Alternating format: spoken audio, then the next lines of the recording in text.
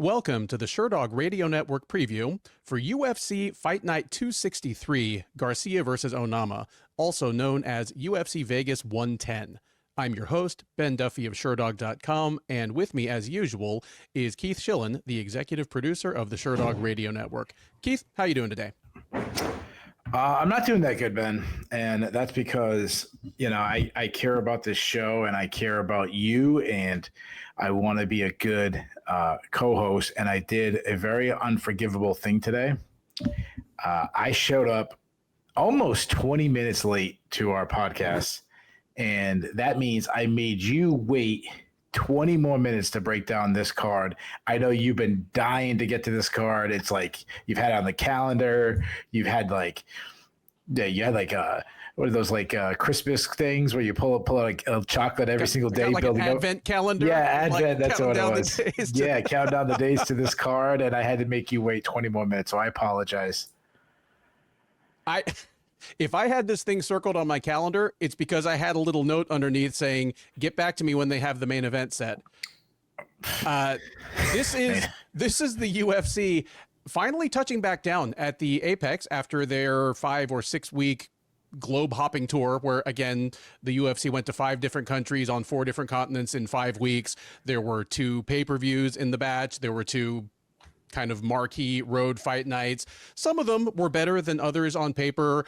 Others turned out better in the moment, and others obviously were disappointing in the moment. As we record this, Keith and I we're barely 24 hours removed from discussing the heinous disappointment of the UFC 321 main event, which of course ended on that inadvertent eye poke in the first round. But this is the kind of card that could only come together when the UFC is at a venue that doesn't sell tickets. I'm not saying there's nothing good on this card, because there are a number of intriguing prospects on the card. There are a number of intriguing matchups, but the best way to look at this card is this feels like 2 undercards slapped together. The Steve Garcia versus David Onama fight is a great featherweight scrap. We will talk about that when we get to it. I'm excited about it. I'm excited about what it means to the division, but that's the best fight on the card. And it wouldn't even have been far and away the obvious top prelim on last week's card. This is 13 fights, and it really just does feel like 2 UFC undercards slapped on top of each other. It's not even like an undercard waiting for a main card or a fight night waiting for a pay-per-view main event like we've described some others. There's nothing on this card that is obvious main card material. Yeah, you said it right. You said that they returned to the Apex because the 30 people in the Apex is about as big of a crowd they would get for this card. Talk about no effort. I've seen better talent at a pickup basketball game than we have for this card.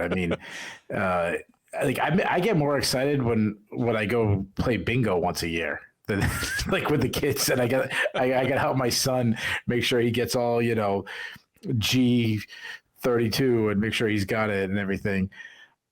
This is bad, dude. I honestly think if you gave me every single person on the roster and you just threw their names in a hat and just had me randomly pull names and match people up based on what weight class I get, I could put together a better card than this. This is one of the worst. In recent memory, this might be the worst card I can remember. Maybe since we've been doing this show on paper. Now, again, listen, I'm strictly talking on paper. Will there be some fun fights? Yes. Could there be a lot of blood and guts? Yes. Could the main event be awesome? Yes. There's a lot of things to be excited, but this is a hardcore card. There is not I wouldn't say I'm in a MMA community with friends, but I have friends who watch and stuff. Not a single one of my friends is going to be asking me about the Steve Garcia, David Onama card. And we like both those guys. Yeah, they're awesome. But what are we doing, UFC? What are we doing? Oh, and speaking of what are we doing, UFC, Keith Schillen, once again, sleeping on the job because the person closest to a title fight on this entire card might be the winner of Norma Dumont versus Ketlen Vieira. And sure enough, that thing is buried on the prelims. Yeah, like what the fuck are these guys doing? So there was a report. I don't know where it's from. He had an accent, so he asked about. Yes, it was really random. He asked about Veronica Hardy being on like opening up prelims a bunch of times, and Dana was like, "All right, we'll move her up just for you." And I'm like, I wish media members would ask. Like, it was a silly question because she wasn't on the card, but I wish media members would ask Dana more like, why the hell was Norma Dumont and Ketlen Vieira all the way down on the prelims? They're the two highest ranked people on the entire card. They are, and we'll get to it when we get to it, but Ketlen Vieira came very close to being a UFC champ, and I'll talk about that when we get to it. But for anyone listening right now that's like, why do you guys care about this? The whole thing's on the same ESPN order of fights. Who gives a shit? Let me explain why it matters.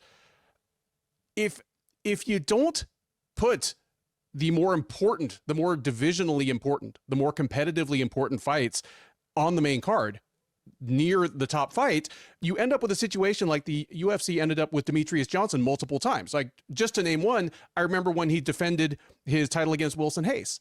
And the problem was that before that main event, Wilson Hayes had never appeared on a UFC main card before. He had been buried on the prelims his entire run. So when they finally had to stick him on a main event, fans were like, who the hell is this guy?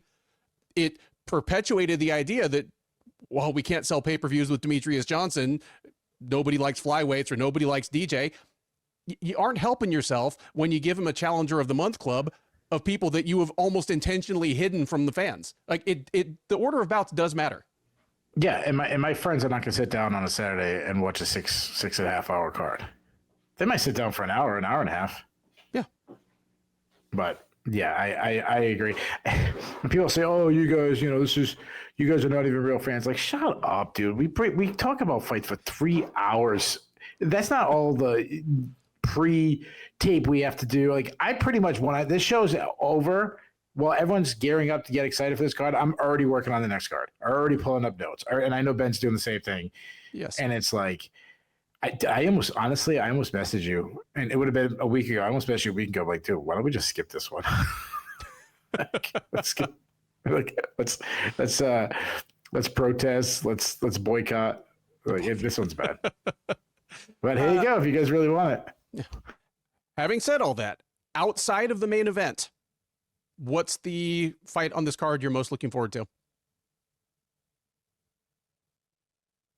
It's funny. I knew you were going to ask me that question. And I mean, for me, it's super easy. Yeah, it might be something that's standing out. Tell you what, I'll give mine. Yeah, go about it. If I have to wrap one pair of fighters in bubble wrap and make sure they make it to the cage on weight, on time, healthy, it is the featherweight matchup between Isaac Dulgarian and Yadier del Valle. It's undefeated prospect del Valle. Yeah, that's what I was going to say too. Dulgarian, one loss to the ultimate prospect spoiler. He's back. He's presumably pissed. And those are two guys that are young enough and talented enough that, okay, there's definite top 15 upside for, the winner of that fight. Like, they might not be there now, but that's the track they're on. I mean, hell, if Dulgarian had won his last fight, he might be in the top 15 right now. So I'm excited about that one.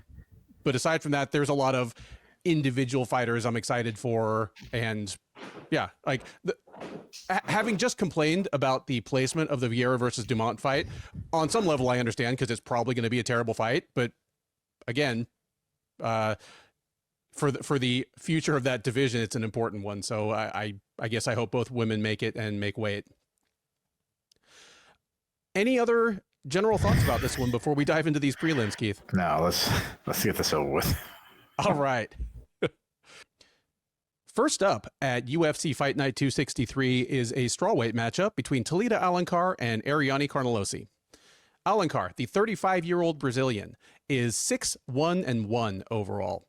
She is 2-1 since joining the UFC out of Season 7 of Dana White's Contender Series. She fought to a draw with Stephanie Luciano on the Contender Series, ended up getting signed anyway. Both of them did. And since then, again, 2-1. Her one loss actually being in the rematch with Luciano last summer, but she's coming in off a win here. She won a unanimous decision over Vanessa Demopoulos at UFC on ESPN, Emmett versus Murphy back in April. So she will look to make it 2 in a row. Presumably pick up a new UFC contract, prove that even at 35 and with her relatively short professional experience, she does have what it takes to be a factor in this division. In order to do those things, she will have to get past Carnelossi. 32-year-old, also from Brazil, is 15-3 overall. She is 3-2 in the UFC, and she's coming in off a win. That's the good news. The bad news is that the win was almost a year and a half ago, and it was by disqualification. She fought Piera Rodriguez last May at UFC Fight Night Barboza versus Murphy.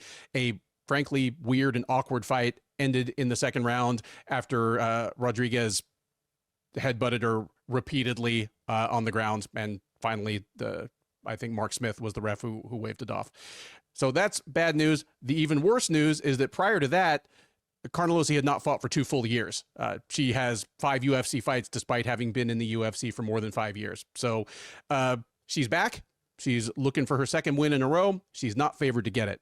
Alencar is a comfortable -250, Carnelossi +210 as your underdog.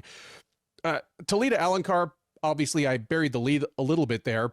For her to be 35, only in her 9th professional fight, and a greater than 2-1 favorite, there's something else going on. The something else going on in Alencar's case is that she is a decorated jiu-jitsu practitioner. 4-time Mundial's gold winner. I think she won the silver once as well. So a strong background in grappling, to say the least. And to a certain extent, that's carried over to her MMA career. But at this point, she's 35, and I feel as though I've already seen what the cap is going to be, because as good a grappler as she is, she's really small for the division. And while she's a good athlete, she doesn't have what it takes to bring UFC level strawweights to the canvas in the time, place, and position of her choosing, and thereby get her best weapons going. You look at Alencar and realize that she won Mundials in the same weight class as like Mackenzie Dern and Michelle Nicolini right before her. And if you remember seeing Mackenzie Dern in Abu Dhabi last weekend, Dern is a lot bigger woman than Alencar is. She's about 3 or 4 inches taller. She looks 15 pounds heavier. And that's Alencar's problems in a nutshell right there. She's 35 years old. She's a decent to slightly plus athlete, and she's very small for the division. Having said all that, Carnelossi is exactly the kind of fighter she might be able to run her game on. Carnelossi is also, but she's also short for the division. Obviously, she's an absolute chunk of muscle. If you've been a Shillen and Duffy viewer for more than a few years, you remember she was one of our very first mascot fighters where Keith and I were both just like, she's not great, but she's kind of awesome. I called her the official protein snack of the Shillen and Duffy show a few times. Not meant to be creepy, just that, I mean, she's all muscle. But the thing about Carnelossi is, a little bit like Norma Dumont that we're going to be talking about a little bit later, she identifies as a striker. She comes from a striking background, but she is a tank. And once the punches start flying, she kind of wants to wrestle. Like and the other thing is her striking technique kind of goes away once the punches start flying too. Like she just turns into kind of a brawler, and that makes her height and reach disadvantages worse. But basically, I think this fight's probably going to play right into Alencar's hands. For what it's worth, like Alencar isn't a great striker, but she's been well schooled. She stays composed. She knows that her striking is a means to an end. And I think it's going to be helped by the fact that Carnelossi might be liable to clinch with her or try to shoot a takedown on her at any point that Alencar clips her. And once that happens, Carnelossi has a lot more horsepower than technique. A lot of her takedowns are either just kind of body lock and trip/throw, or she is one of the queens of the scarf hold headlock throw. If she tries either of those things on Alencar, I think Alencar ends up on top, and this thing is probably over pretty quickly.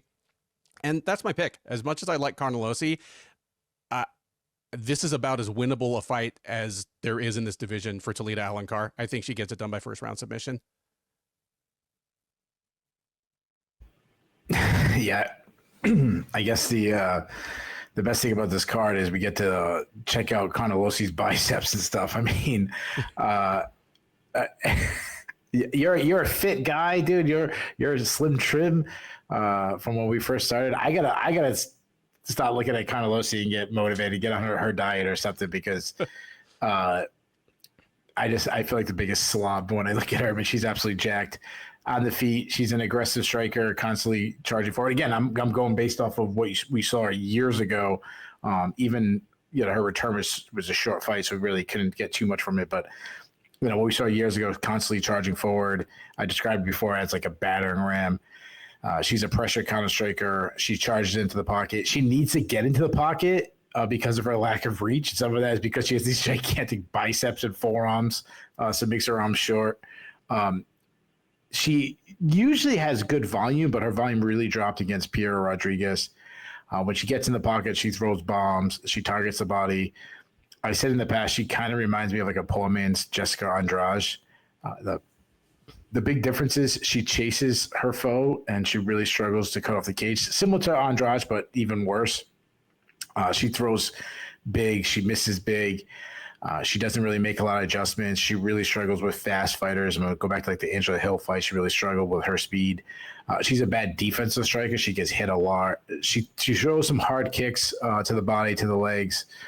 She does need to improve her grappling. You think in close should be good because she's so strong. Really not. I mean, she's actually struggled. Angela Hill beat her up in there due to her lack of technique. Vieira Rodriguez beat her up in the clinch. She's an okay offensive wrestler, mostly from the Estela Nunes fight. But I always go back to like when we saw Lupe Godinez's best wrestling was against her, and she couldn't get off the bottom against Godinez or Rodriguez. Alencar, she's not a great athlete, but she tends to make up for it on the feet with volume. She likes to brawl. She has some pop in her hands. She gets hit a lot because she lacks head movement. But ultimately, she just wants you to open up so she can shoot her entries. So her striking really opens up her entries. She shoots a lot, but she is definitely a BJJ practitioner trying to wrestle. Her wrestling isn't good. To her credit, she showed some improvements in her takedowns against Vanessa Demopoulos, but she's also not the best defensive wrestler. She will pull guard if she has to. As you mentioned, she's a very good grappler. I mean, she's competed at the highest level, won big awards. She's won championships and world championships and all this. Obviously, that means she has a good top game. She'll hold position and not really rush submissions. She will ground and pound, and then she has 3 subs on her record. Her cardio has been iffy at times. I hate Alencar's wrestling, but I love her BJJ. I think Carnelossi just walks right into a takedown. I think she gets put on her back, gets beat up a little bit. She ultimately gives up position, and she gets subbed. I like Alencar, like you. I like her in the first round by submission. Next up on the UFC Vegas 110 undercard is a welterweight matchup between Phil Rowe and Seok Ko. Rowe, the 35-year-old New Yorker fighting out of Florida, 11-5 overall, 4-3 since joining the UFC out of season 3 of Dana White's Contender Series. He's coming in off a win. He fought most recently back in June at UFC on ESPN, Usman versus Buckley, where he knocked out Angelosa in the 3rd round. That snapped a 2-fight losing streak for him, stretching back 2 full years. So sure, he's happy to be in the win column. He will look to start up a new win streak here at the expense of Ko. 32-year-old Korean is 12-2 overall, 1-0 since joining the UFC out of season 8 of Dana White's Contender Series. He made his debut in June at UFC on ABC Hill versus Roundtree, where he won a unanimous decision over Oban Elliott. So he'll look to make it 2 in a row in the UFC, extend his overall win streak to 6, and he is favored to do so. Ko is minus 200, Rowe plus 170 as the underdog. Rowe versus Ko. I can only hope that Daniel Cormier is on the stick for this one, because we'll get some hilarious name confusion as these 2 welterweights square off. We've got 2 Korean fighters on this card that want to be the Korean version of another combat sports great. We have Ko in this fight, who is the Korean Tyson, And then we have Chang Ho Lee coming up a little later on the undercard, who wants to be the Korean Khabib Nurmagomedov. Neither of them is close, but Lee is closer to being the Korean Khabib than Ko is to being the Korean Tyson. I mean, really, the only thing Ko has in common with Mike Tyson is that they're both 5'10" and they both like to punch people in the face. But it takes a lot more than that to make a Mike Tyson. What I do like about Ko here, and the only reason I can justify him being a 2-1 favorite against Phil Rowe, is that Phil Rowe has been so consistently inconsistent in the UFC. Like, he has the physical talent and he has the skill set on paper to be a top 10 welterweight. Like, he has fast hands with tons of power. He throws a great variety of strikes. He is a much better grappler than his UFC run has led on. Like, if you watch his old regional tape, he's an excellent grappler. And he's the kind of guy that when he's out of camp, competes in grappling competitions. And he is a big game hunter that way, because we're talking about a guy that only got his black belt, I think, within the last 18 to 24 months. But he's out there grappling people like Gordon Ryan and Craig Jones. He, like, again, on paper, he has all the tools. Yet he's just barely above 500 in the UFC. He's 4-3, and in 2 of those wins, he missed weight and won in the second half of the fight. So, I mean, nobody knows, but you can make a case that if he had to make weight every time, he might not even be 500 in the UFC right now. And that's just almost inexcusable based on the skills he has.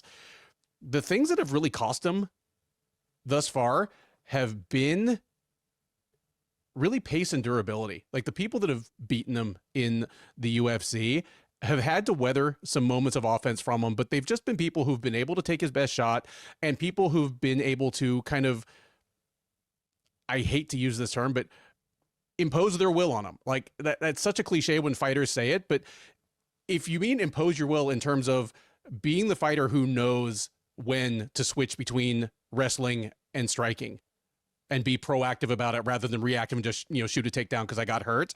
The people that have beaten Rowe have just clearly had a better understanding than him of where they stood the best chance to win the fight, and were better than him about forcing the fight there. Like, all 3 of his losses, Gabe Green, Neil Magny, Jake Matthews, all 3 of them, that was the case. Outside of that, people that have hung out on the feet with Phil Rowe have tended to get hurt real bad.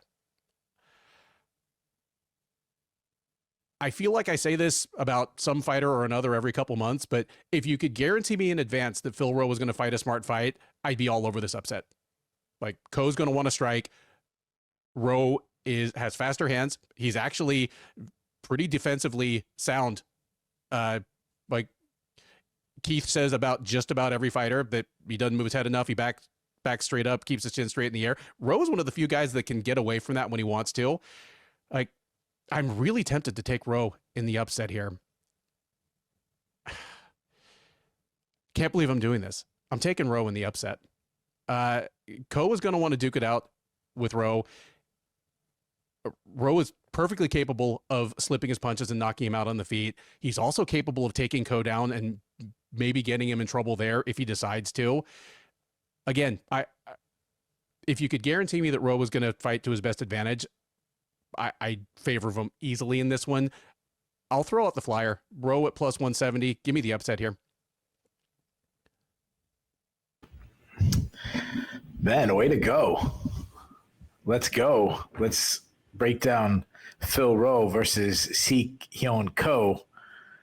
And as these 2 guys got to put on a show, and as they go below for below, neither one of them wrestles like Bo, so I don't know who's going to be in their flow, but the winner will glow.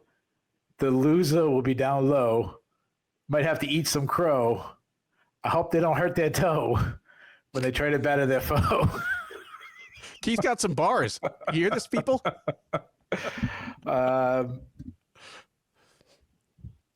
Dude, I don't give a shit who was this fight.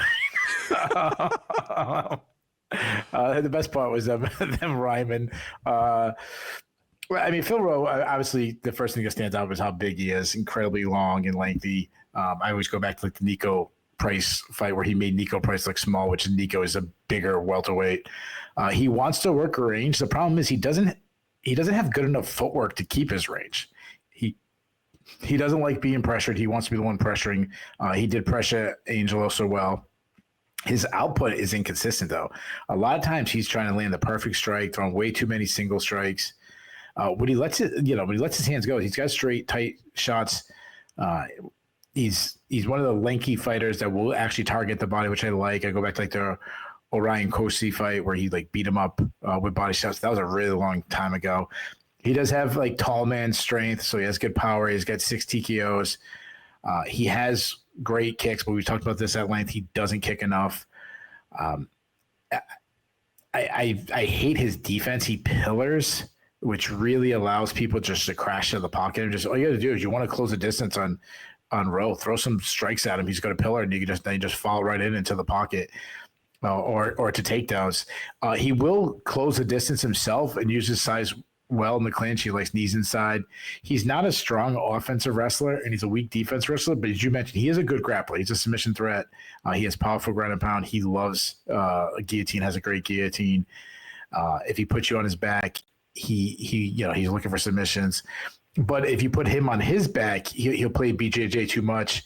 He cuts a lot of weight, so I don't really trust his cardio. I know he got that knockout against Nico Price forever ago. In the third round, he was slowing down. And he missed weight by like 3 pounds for that fight. Oh, there you go. Yeah. And he's been hurt a lot. Cody, he's also a big welterweight. He looked great against Oban Elliott. He's a southpaw. He hangs his hands a little low. He's a pressure striker, good straight left. He has some power. He wants to slip and rip counter strike. I don't know if that'd be the best idea against Rowe. But he avoids strikes by backing his head straight back on the center line, which I don't like. He will close the distance and kind of bully his opponent in the clinch. Great judo throws. He can also sneak takedowns from distance. He's a very good grappler, good at winning scrambles, good top game, advances position on the ground, good ground and pound, though he isn't much of a submission threat. I like Rowe a lot, but he's so inconsistent. Like, I don't know if good Rowe's going to show up, but bad Rowe. Good Rowe looked like he could have won a run in the division. You think Rowe will have I think he will have an advantage in the grappling if he's on top. He's so easy to take down. I think Rowe actually might take him down, and I'm sorry, Ko might take him down and win. I'm going to go that way. I'm going to say Ko's going to take Rowe down, and he's going to win close rounds by being the one on top for majority of the fight. Give me Ko by decision. Strawweights are up next at UFC Fight Night 263 as Alice Ardelean and Montserrat Conejo Ruiz square off. Ardelean, the 33-year-old fighting out of Romania, is 10-7 overall. She's 1-2 in the UFC. She's coming in off a win after losing her first 2 fights in the octagon. She finally got her first victory back in May at UFC on ESPN Blanchfield versus Barber, where she picked up a unanimous decision over Rayane Amanda dos Santos. So she'll look for her second straight win here, look to even up her octagon tally at 500 against Ruiz. 32-year-old Mexican is 10-4 overall, 1-3 since joining the UFC out of Invicta. She won her UFC debut. It was, at this point, almost 5 years ago over Cheyenne Vlismas. Since then, she has lost 3 straight fights by TKO to Amanda Lemos, Jackie Amarim, and Eduarda Mora.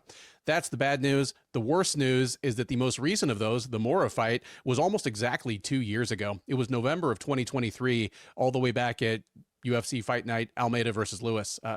So looking to avoid her 4th straight loss, almost certainly fighting for her job here after 2 years away, not favored to get a good result. Ardelean she might actually be the biggest favorite on the card. She's minus 400, Ruiz plus 300 as the underdog. All right. This fight is not good. This is bad. And to coin a phrase from Keith, Alice Ardelean should not be a 4-1 favorite over anybody in the UFC. No. And here's the issue. And Ruiz she's from the mold of some women that have had some success in the UFC. Her problem is that she's tiny. We just talked about how Talita, Alencar, and Ariane Carnelossi are both a little undersized for the division. And in the case of Alencar, especially for what she wants and needs to do in order to win fights, both of those women can block Montserrat Conejo's jump shot. She's listed at 5 feet tall. She may not even be 5 feet tall. She is tiny. And while she's stocky and has some power on her frame, she's not Carnelossi in terms of just being a chunk of muscle. You look at Ruiz's early career fights, like in Invicta and in Mexican promotions. She was the queen of the head and arm, scarf hold, headlock throw. She won her UFC debut by doing it to Cheyenne, at the time, Bays, like literally 5 or 6 times in their fight. And that was like literally the best offense either woman got off. But that's not going to work on anybody else. It hasn't worked on anybody else. And against Ardelean, it's going to play directly into her hands, because Ardelean is actually she has minus physical skills. She's not particularly big for the division either. She is a minus athlete. Like, she has well-rounded skills, but she kind of needs her opponent's help to really bring them into play. And in Ruiz, she's going to have someone that's going to need to close the distance on her, is not much of a striker, and has a very limited repertoire of takedowns to try and take Ardelean down. And I understand why Ardelean's such a big favorite here, because even if Ruiz gets exactly what she wants, like say she collapses the pocket, gets into range, gets her hands on Ardelean without getting punched in the face, and gets a headlock throw, Ardelean's going to be like, well, don't threaten me with a good time, because she is a good grappler. She's a willing grappler. Like, she at some point is going to want this fight on the ground. And while I'm sure she doesn't prefer it, she is perfectly comfortable working from bottom position. And that's assuming that everything works perfectly for Ruiz. If it doesn't work perfectly, Ardelean is going to have somebody shorter who's not a great striker constantly coming forward and running right into her slow punches, or running right into Ardelean's takedowns. Neither fighter is good, but it's a terrible style matchup for Ruiz. I was mildly surprised to see Ruiz even got this fight. I guess I assumed the UFC had just quietly cut her. But yeah, I'm super confident that Ardelean wins this. I say she gets it done by decision, because Ruiz has shown to be tough and durable, and Ardelean's not. I mean, she's not a killer finisher. So give me Ardelean by decision. And I have the feeling in the first 90 seconds, we're going to see exactly how this fight's going to go. And it's just going to be rinse and repeat for 15 minutes. All right. I'll try to do this fight in a breeze as I break down Ardelean and Ruiz. No, just kidding. I'm not doing that anymore. Just joking. It would turn into more of like a Dr. Seuss book than a rap cipher at that point, I think. Like, you ever, speaking of rapping, yeah, exactly. You ever watch that movie 8 Mile? Of course, yeah. Yeah, I actually thought it was pretty good. But I will go to my grave saying that Eminem lost the second rap battle. To the big muscular guy? Yeah, he lost that one. And I actually, it's funny, I saw someone put a video saying the same thing. I'm like, yeah, dude, he lost that one. Anyways. Ardelean, I mean, she looked good against Dos Santos in her last fight. She's also super jacked. She's not like Carnelossi big, but she's pretty jacked herself. She switches stances a lot, good output on the feet. She struggled to cut off the cage against Melissa Martinez, but she did much better against Rayoni Dos Santos. She's not that fast. She throws mostly arm punches, and so she lacks power, which is surprising because you look at her, you think she's someone who would be able to hit really hard. But she does try to make it up with volume. She throws a lot of combos, got a nice stiff jab. She mixes kicks into her combos. Her defense ain't great, though. She lacks head movement. She eats a lot of punches. But to her credit, she won't back down. She'll just keep coming forward. She'll look for takedowns, but she's not a very technical wrestler. If she gets to fight the ground, she does advance position, which I like. And she has 4 submission wins. Ruiz is smaller for the weight class, so she's going to give up a lot of strength. In close, I'd say. Southpaw, good output on the feet, though. Fast hands, throws a lot of combinations. Her defense striking needs big improvement, though. She also lacks head movement. She'll look for takedowns, but she isn't a great offensive wrestler. She likes like upper body takedowns. She'll try like a dumb headlock throw. She's a bad defense wrestler. I mean, Jacqueline Emerine, who we just saw, is not a strong wrestler, took her down with ease. If she's on top, she's got good ground and pound. She beat up Cheyenne Bice with on the ground. She does have 2 submission wins. She needs to improve her own get-up game, and she gets taken down. To her credit, she showed solid submission defense against Emerine. So I'm not that high in either. And I like you said about Ardelean should not be a big favorite, but I'm still picking her here. I think both will bring the fight. I just think Ardelean's volume, even though Ruiz has good volume, it'll be tough to match. I think she's going to have to avoid some takedowns from Ruiz, but she's much bigger. I think she can actually win the inside exchanges. Give me Ardelean by decision. Women's bantamweights are up next at UFC Vegas 110 as Ketlen Vieira and Norma Dumont make their case to be, well, next in line for a title shot. Vieira, 34-year-old Brazilian, is 15-4 overall. She's 9-4 in the UFC, 8-4 at bantamweight. She is coming in off a win. She fought back in May at UFC on ESPN Blanchfield versus Barber, where she picked up a unanimous decision over Macy Chasson. That allowed her to bounce back from her decision loss to Kayla Harrison a little over a year ago. She is here looking for a second straight win, looking to make a case for perhaps a rematch with Harrison at some point. In order to do that, she will need to get past the woman who calls herself the Immortal.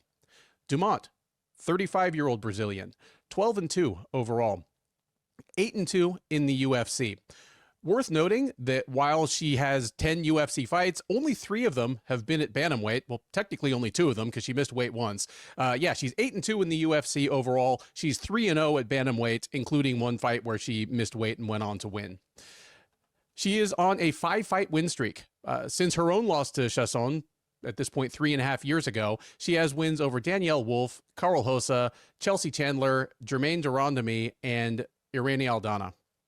Only the last 2 of those, the Durandamy and the Aldana fights, were at bantamweights, and the most recent of them, the Aldana fight, was last September. So Dumont has been on the shelf for a little over a year. She steps back in here looking to extend a 5-fight win streak to 6, and she is slightly favored to do so. Dumont is minus 150, Vieira plus 120 as the underdog. I alluded to Vieira's case earlier on the show, and now it is doubly relevant because Keith just mentioned what's his name, Lotto from 8 Mile. Kind of like you can make the argument that Rabbit shouldn't have won a semifinal over Lotto and maybe shouldn't have been against Papadoc in the final battle period. Ketlen Vieira right now is tied with Raquel Pennington for the most split decision wins in the history of the UFC women's bantamweight division. She's 3-1 in split decisions. Her one split decision loss was to Raquel Pennington. Pennington fought for the title in her next fight and beat Mayra Bueno Silva. Here's the thing. Most of the media people on MMA decisions thought Vieira should have beaten Pennington. And I'm not saying that Vieira would have beaten Mayra Bueno Silva, except I'm saying she would have beaten Mayra Bueno Silva. Like, there's every possibility that Ketlen Vieira coulda, shoulda, might have been a former champ coming into this fight. Like, that's how close it was. So Ketlen Vieira, the 8 Mile reference. Yeah, she only had one shot. But she let her chance blow. And Mom Spaghetti. Mom Spaghetti has been a problem for both of these women because these women have a lot in common. I'm about to go down all the reasons that they're very similar fighters, but one thing they both have in common is they are demonstrably better at bantamweight, but both of them have missed weight at bantamweight before. So, like I said during the intro, this fight in terms of merit should not be buried on the prelims. This is 2 top 5 fighters in their division. It wouldn't take much for one of these women to fall into a title shot within the next 12 months if they win this fight. And yet it's at least right now in the middle of the prelims. But the reason it probably is because every Ketlen Vieira fight is just absolutely terrible to watch. Especially when you throw her in against someone who enjoys her same kind of terrible fight. Like, her fight against Pennington, her fight against Holly Holm, which, yeah. So both of these women are big for the division. They're both big and strong. Norma Dumont is the original touchstone reference for kind of my rant that I'll go to periodically, that when you are breaking down a fight and analyzing it, you need to focus not only on what a fighter can do, what skills they have, what physical attributes, but what they actually do once the bullets start flying. Because Norma Dumont is the ultimate. Like, she stands like a Sanda fighter. She has herself announced as a Kung Fu fighter, and it's like Brad One Punch Pickett, where he throws one punch and then shoots a double. Like, Norma Dumont, as soon as things get nasty, she immediately wants to clinch, and pretty soon thereafter, she wants to take it to the ground. The good news is she's good there. Like, she's a powerfully built woman. We've spoken at length about her low center of gravity that makes her such a favorite among the Shillen and Duffy crowd, but she uses it to good advantage. I mean, it's almost like a sumo thing where she's just kind of hard to take off her base. She's a menace in the clinch. She has an effective takedown game that just kind of makes use of the positions that she finds herself in, and she's capable of mean work, especially from top position. She's not very good when she's the one taken down. So that's one obvious route to victory for Vieira, but both of these women basically are going to want the same thing. Like, they're going to both want a kind of middle distance, mid volume striking match that collapses into clinches and in close brawls repeatedly, and probably sees both women try to take the other down multiple times. I'm glad it's close on the lines, because again, these women are similar in build, they're similar in experience, they're similar in skill set, they're similar in age, but I do think that, assuming Dumont is the same fighter who beat Aldana and Durandamy last year, she's a little better at most of those things than Vieira, and despite being a few months older, feels like the fighter with less wear and tear on her. She feels like one, well, hell, as recently as 3 years ago, Dumont was in her 30s and still felt like a prospect, kind of getting her game together. Right now, she kind of feels like she's in her prime, whereas Vieira feels to me like she might be at the tail end of her prime at best. So give me Dumont by decision here. But again, considering how evenly matched they are, and that, again, we haven't seen Dumont in over a year, I might be dead wrong about this one once they get in the cage. But yeah, I have Dumont by decision. I was just thinking about 8 Mile that whole time you were talking. Good. It's a pretty good movie. How about, I'll give you another one. Maybe I could just keep talking shit about Eminem, and we can get like a battle, and Eminem could like diss us on like a song. Like, how dope would that be? That's what we need. We need to like Eminem to come after us. But how about when he's in the factory, like outside the factory at the lunch truck, and he starts coming at Exhibit? Like, that was such a weak ass rap. He's like, "You've been at the plant so long, you're a plant." Like, dude, that was so whack. It was not good. Yeah, I'd forgotten about that. It was so bad. And then like they act like he won, and it's like, dude, that was, anyways. All right, let me go off. Then I gotta go off again. All right, Dr. Dre is a genius. NWA, the Chronic, all that, nothing but G thing, all that. But he's a terrible rapper. And nothing but a G thing is like biggest song ever, right? Yeah. One of his lines, he goes, "Never let me slip, because if I slip, then I'm slipping." Yep. That's all I gotta say. I'm just saying. If that was like a white guy from Rhode Island saying that, people would be like, "Dude, you're so whack." Yep. Yeah, that Dr. Dre's terrible. I can out-rap Dr. Dre. Yeah, I mean, he was always a great producer and always good at getting more talented people around him, like Snoop, Eminem, 50 Cent. Yeah. Yeah. So as far as this fight, the biggest fight on the card, for some reason I'm delaying as we got our favorite fighter, Norma Dumont, returning after a very long layoff against Ketlen Vieira. I like a lot what you said. You know, these fighters, the way they fight is very similar. Vieira is big for the weight class. On the feet, she's got good output on the feet. She's a solid boxer. I'd say she's a technical striker. Doesn't have the best hand speed. She throws a good jab. It's a bit of an up jab coming from her hips. I'd say she's a counter striker. When she's countering, she's like slipping a shot and trying to land some big hooks. She has good power. The problem is, I say she wants to slip shots. A lot of times she pulls her head straight back on the center line. So that's a big thing that's kind of hurt her over the years. She will close the distance and grind the clinch. She's good in the clinch. Go back to the Holly Holm fight where she controlled Holly Holm for big portions of that fight, which not many people can say they can do. She's got good dirty boxing. She's a judo black belt. She can wrestle too, though. She can shoot from distance. She's taken down so many fighters in the UFC. She's a good grappler, especially on top. Nice top game. And she showed good takedown defense against Kayla Harrison. Obviously, a loss that has aged really well. Now, Norma Dumont, her striking has really come along since she's first entered the UFC. She's now a technical striker, constantly switching stances, can get his opponents guessing. She also likes to counter strike. Quick hands. She's got a good jab. It's a bit of like a power jab. She follows up with combinations. She likes her fade back right hand, especially from the orthodox stance. She has some power. She likes to target the body, big kicking game, likes teep kicks up the middle. One of the few fighters that is defensively minded. She parries punches, which I love. She will close the distance and grind in the clinch. She'll sneak in some takedowns. She likes body lock takedowns, though she can also shoot from the outside. She got takedowns against a lot of fighters so far in the UFC, like Felicia Spencer's one and Aspen Ladd. She didn't have the best takedowns against Meishi Sasson, but I think that was more just an off night. She gets to fight to the ground. She's got a good top game. She has no problem just stalling on top. She did against Duranami.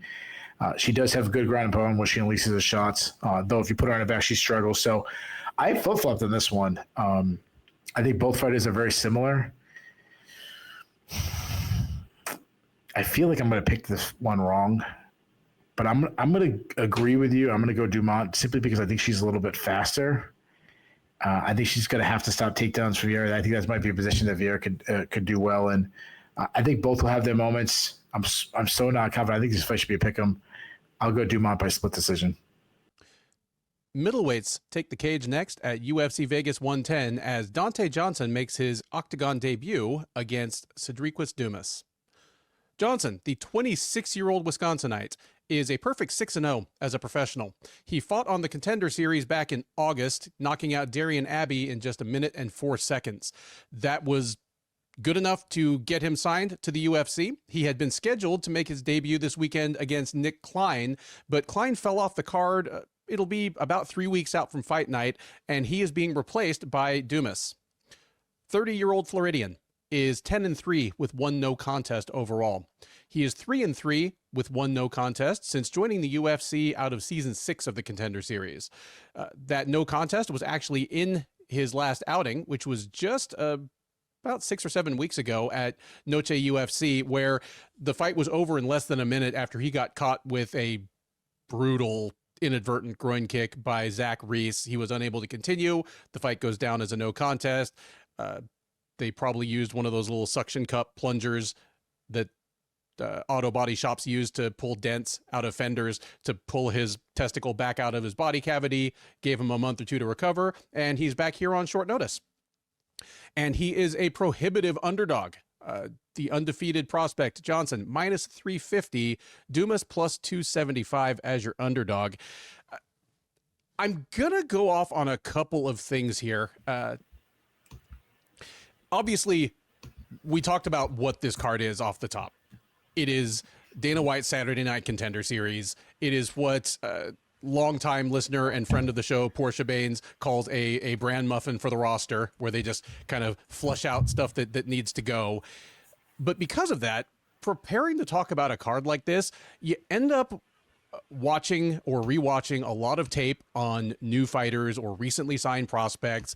And this one has had me kind of thinking about my process for talking about prospect fighters when they arrive at the UFC level. And Keith will be able to relate to a lot of this because up until a few years ago, Keith was one of our analysts for Dana White's Contender Series. So, you know, he would just thank God those days are over.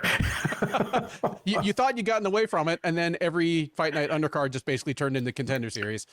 Well, I shouldn't have complained. Back then, I only had to watch 5 fights. Now I got to watch 14. Yeah.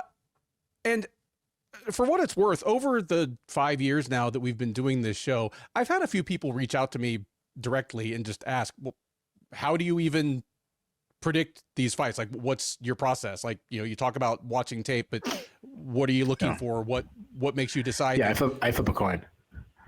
There you go. And maybe I should, because some nights my picks are worse than flipping a coin. So maybe Keith's got the secret there. But some of the things that I look at are not a surprise at all if you've listened to me talk about these fights, because when you look at a fighter on a regional level in particular, where you don't always know exactly how good a fighter it is that they're doing this stuff against, you have to look for a couple things. One is obviously, what can they do? Are they tall, short, athletic, slow? What skills do they have? Like, are they obviously a amateur wrestler? Are they obviously a Muay Thai fighter? But just as important, you have to look at what they actually want to do. And again, Dumont's on this card, so she's a perfect example right there. But amateur wrestlers who fall in love with their overhand right or left, depending on their stance, and start looking for the knockout to the detriment of their overall game are a story almost as old as the sport. Like, what a fighter actually does instinctively in the moment is at least as important as what they know how to do. When you see a fighter coming up through regional promotions, say with 10 or fewer fights, you can sometimes tell that they're, if not a lights out prospect, like a safe prospect. Like, okay, I can tell that this guy's probably going to do at least fine at the UFC level, even if they're not going to be a future champ. And most of that is not down to skills, but down to approach. Like, there's a reason why by the time they were 4-0 or 5-0, everyone could tell that Cain Velasquez and Chris Weidman were probably going to be future champs. It's because, they had 4 first or second round finishes, but they already weren't wasting any time and weren't doing any things that gave their overmatched opponents a chance to upset them or something crazy to happen. What you get a lot of the time, certainly in the modern era, is fighters who come up and they're 6-0. Some of them are 10-0. Maybe you get one from Brazil that's like 17-1 or something. But the way they fight, you can tell they've never really been pushed, because they'll have huge defensive lapses that just indicate, okay, this person hasn't fought anybody that can counter them cleanly and punish them for, say, throwing naked leg kicks or pulling their head straight back. Donte Johnson, like, he has some upside, but he might be the poster boy for somebody that has probably been signed by the UFC too soon. He is 6-0. I did some math. His total cage time so far as a professional is like 12 minutes and 15 seconds. Like, he has less than a 3-round fight worth of cage time. So all of this that I'm saying here is based on relatively thin tape, but he's a stocky guy. He is definitely an athlete. He has had just obvious advantages in speed, explosion, and power over everyone he's fought. But he's also just, and this is weird to say about a guy with 6 first-round finishes in 6 fights, but he's also let badly overmatched fighters hang around too long. Like, fighters who really should have had nothing for him, he's just kind of hung out and waited for his moment to just crush him with a punch. Interesting thing about Johnson, like, as a fighter, is he sets up orthodox, but a lot of his best power comes from his left hand. That is interesting. Like, he has like a really hard jab that he's hurt a bunch of people with, and it's always good to see a fighter as short as him that employs the jab. But then, he'll also throw like lead left hooks and stuff, and some of his nastiest finishes again have been just from the left hand, which theoretically wouldn't be his power hand. But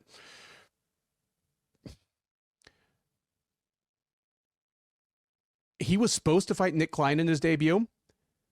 That would have been a good setup for him to just get probably a first-round knockout in his UFC debut. Like, Klein's 0-2 in the UFC and has got knocked out both times and gotten knocked out by people that don't necessarily hit as hard as Johnson. I think getting Dumas as his opponent is gonna actually be a dangerous thing for him. Dumas is a big guy for the division, and Johnson's fought plenty of people who are bigger than him. I mean, the other thing I've sort of buried here is that Johnson is dropping to 185 after having fought on the Contender Series at 209 pounds. Like, it was actually at heavyweight, but at least his last several fights regionally were at 205. Like, I saw him in Fury down here earlier this year, and he was fighting at 205. So he's going to try to drop basically 25 pounds from what he weighed in his last fights 2 months ago. And he's taking on a guy in Dumas that is a big guy for the division, at least tall and rangy, throws a good variety of strikes. Like, Dumas is going to be the best athlete Johnson has fought. He's going to be the most experienced fighter in terms of high-level experience. He's going to be the best striker that Johnson has fought. And while Johnson is capable of offensive wrestling, he rarely turns to it. Most of his fights that have ended up on the ground have been when opponents have shot on him and he's just sort of pancaked it and then just finished him with ground and pound. But I think he's going to get upset here. I think he's going to struggle with the range. I think Dumas is going to start kicking his legs, kicking him to the body. Dumas is going to start touching him with his jab. I could see Johnson just getting tagged up and stuck on the outside and frustrated against a taller, more composed striker. Or I could see him shooting straight into a guillotine. Like, Dumas has got a great guillotine. He doesn't have good takedown defense, but he has long, skinny arms and a fast guillotine. I think we see the upset here, and it's a pretty big upset, but I think Johnson probably has higher ultimate upside than Dumas at whatever weight class he lands at. But right now, I think Dumas comes in on short notice and gives a bad debut to the undefeated prospect. Give me Dumas, and I'm going to say he gets it done. Yeah, I'm going to say he gets it done by second round submission, and just guillotines Johnson, and the thing's over. Yeah, this fight's terrible. Yep. Dumas is a terrible human being. We've talked about it many times. I don't even want to break down his fights anymore. Like, he shouldn't be in the UFC. He's not a good fighter. He's not terrible. He does have skills, like you said, but I mean, he's definitely a lower level. He's not worth I understand. Like, I don't want to sound like a piece of shit. Like, anybody who beats up women shouldn't be allowed in the UFC, no matter how good you are. But I understand the logic. If Conor McGregor beats up somebody, you understand why Greg Hardy got so many chances. Exactly. I understand why these guys get chances, but why does Dumas get it? He's not marketable. He doesn't have a fan base. Like, he does, Johnson, I agree with a lot that you're saying about Johnson. Like, he's a boxer. He fights out of both stances. Decent hand speed. Definitely has big power. All his wins by TKO. All in the first round. He throws a lot of hooks. Stands behind in a high guard defense. Pulls his head straight back to avoid strikes. Haven't seen much of his offensive wrestling. He has shown pretty good takedown defense. I am worried about his cardio, as he's never been to a decision. But more than anything, he's fought tomato cans. He's fought some bad guys. Like, the guys I've seen look really, really bad, and he hasn't looked sensational out there. I'm not high on either. I'm not taking Dumas just because I refuse to take this guy. I like your pick of an upset. Like, I would stay away from this, but my refusal to take Dumas, I'm going to take Johnson. I'm going to say he wins by first round knockout, but I totally on board with you. If Dumas was a decent person, I would probably take Dumas too. To me, it's knockout or bust for Johnson. He doesn't have a lot of skills. It's more of just athleticism, I guess. And he's not even like this guy. He's not Terrence McKinney when you see him. You're like, oh my god, the athleticism is off the charts. It's just like he looks fast against I saw him fighting this one guy. He was like a taller Chris Barnett. His belly was shaking, and then he got face planted, and he was. They said he wrestled in the past, but I'm like. Sumo wrestled? Like, this guy was freaking fat. That was fight in Fury. Yeah, earlier this year. I know the one you're talking about. Yeah, maybe thumb wrestled. Anyways, give me Johnson. But again, this guy's not a prospect. I don't like this guy.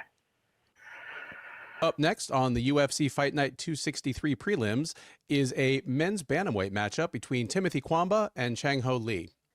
Cuamba, the 26-year-old fighting out of Las Vegas, is 9-3 overall, 1-2 since joining the UFC as a veteran of the 7th season of Dana White's Contender Series. He fought on the Contender Series, won on the Contender Series, was not immediately signed, but was picked up early last year.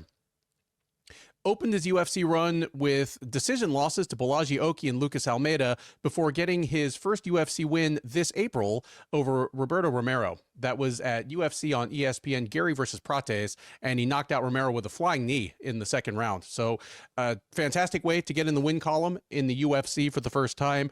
Despite the success, he has decided that his best future lay at 135 pounds. So he is moving down from featherweight to bantamweight here, and waiting for him will be Lee. 31-year-old Korean is 11-1 overall. He is 2-0 since joining the UFC out of the second season of the Road to UFC reality series. So he went 2-0 on the show, then he's 2-0 since joining the actual UFC. He's already fought once this year. It was on the same Emmett versus Murphy card back in April that several fighters on this card fought on, and he knocked out Cortavius Romeus in the second round. So he's looking for his third straight win in the UFC, sixth straight win overall, and he is actually not favored to get it. Cuamba favored just slightly to get it done in his bantamweight debut. He is minus 140, Lee plus 110. Keith, let me know what you think of these guys, how you think this fight plays out, who you think wins. Yeah, this is an intriguing one. You said Cuamba is the favorite by how minus much? 140, Lee plus 110. So one of the closer lines on the card. Yeah. Two decent guys. I think it's actually one of the better matchups on the card. Cuamba is on the feet. He's a technical striker. Your traditional high guard defense. His output has been inconsistent. Sometimes it's high, sometimes it's low. So I'm not really sure there. Nice tight boxing. Not a lot of tells. Fairly quick hands. I like his right hand a lot. He draws power by really stepping into his shots. He wants one kind of pressuring. He hated the pressure from Lucas Almeida in their fight. Kind of forced him, forced him back at times. He'll throw some flying knees out there. He will look for takedowns, but I surely wouldn't call him a wrestler. I think he's actually pretty bad at it. He does have solid takedown defense. I give credit for that. He doesn't have a sub on his record, so if he does get taken down, he's not someone to worry there. Lee, southpaw, he's out of the gate. He's constantly on the gas. He fights like a madman. He does need to improve his striking, though. It's very raw and wild. His striking is just to set up his entries. He loves to close his distance. He likes to work in the clinch. He likes to get to the plum clinch, knees inside. He wrestles a lot, upper body takedowns, good trips inside. A good overall top game, awesome, brutal ground and pound. Not much of a defensive wrestler. If you put him on his back, he really struggles there. So this is definitely a tale of two different style fighters. Cuamba is the more technical striker. The problem is I don't think he's going to get it to show that, because I think he's going to be pushed back, back against the cage, back against the cage, back on the floor. I see Lee taking him down, and I see Lee beating him up. I think Lee's going to land some really big ground and pound strikes. I think Lee's going to win by third round stoppage. I was surprised that Lee was an underdog, and not a major underdog, but I thought this line was going to be flipped. I thought Lee was going to be like a negative 190 favorite or something like that. I'll say Lee by third round TKO. This wasn't originally my lock, but if you give me a guy that I feel pretty comfortable taking, and you give me pretty good odds as an underdog, I'm going to make this my lock of the night. Give me Lee by my lock of the night. Lee by third round TKO. All right. We have Keith's lock of the night. We also have our first consensus upset pick of the night. And the funny thing is, generally speaking, I think Cuamba's move to 135 will be a good thing. Like, I don't think either of his losses at 145 were directly attributable to him being outsized, even though Oki and Almeida are both big dudes for the division. That's not why he lost those fights, but considering what he likes to do, I thought, yeah, he might have some good success at 135, but Lee is a sneaky bad matchup for him. And you mentioned the contrast in their styles. especially on the feet. Like Cuamba wants to be a sniper. Like he's more technical, he's more composed, but he can sometimes spend like too much time kind of trying to line up perfect shots, whereas Lee comes out like a berserker. The thing is, unless Cuamba catches him clean and lands a perfect shot and like either knocks him out or rocks him badly, that means Lee's going to win those rounds almost by default as the guy who's coming forward and throwing 5 times as many strikes. Then you add to that the wrestling. I do like Cuamba's willingness to wrestle. Like he has the right idea. Like we've seen in all of his UFC fights, he's trying to mix his martial arts. Like he is looking for opportune moments to mix in wrestling while he strikes, but his actual wrestling isn't as good as it could be. And I mentioned earlier, Chang Ho Lee wants to be the Korean Khabib. He's definitely not Khabib. If he's anything, he's more like the Korean Rustam Khabilov, where it's the same basic approach, and he's just not quite the athlete and not quite the killer instinct.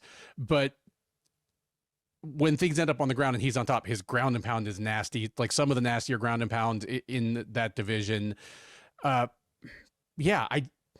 It's hard for me to picture the spots where Cuamba wins this fight comfortably, short of catching Lee with something big on the feet. And again, either knocking him out or hurting him badly enough that it changes the tenor of the fight and leaves no doubt as to who won that particular round.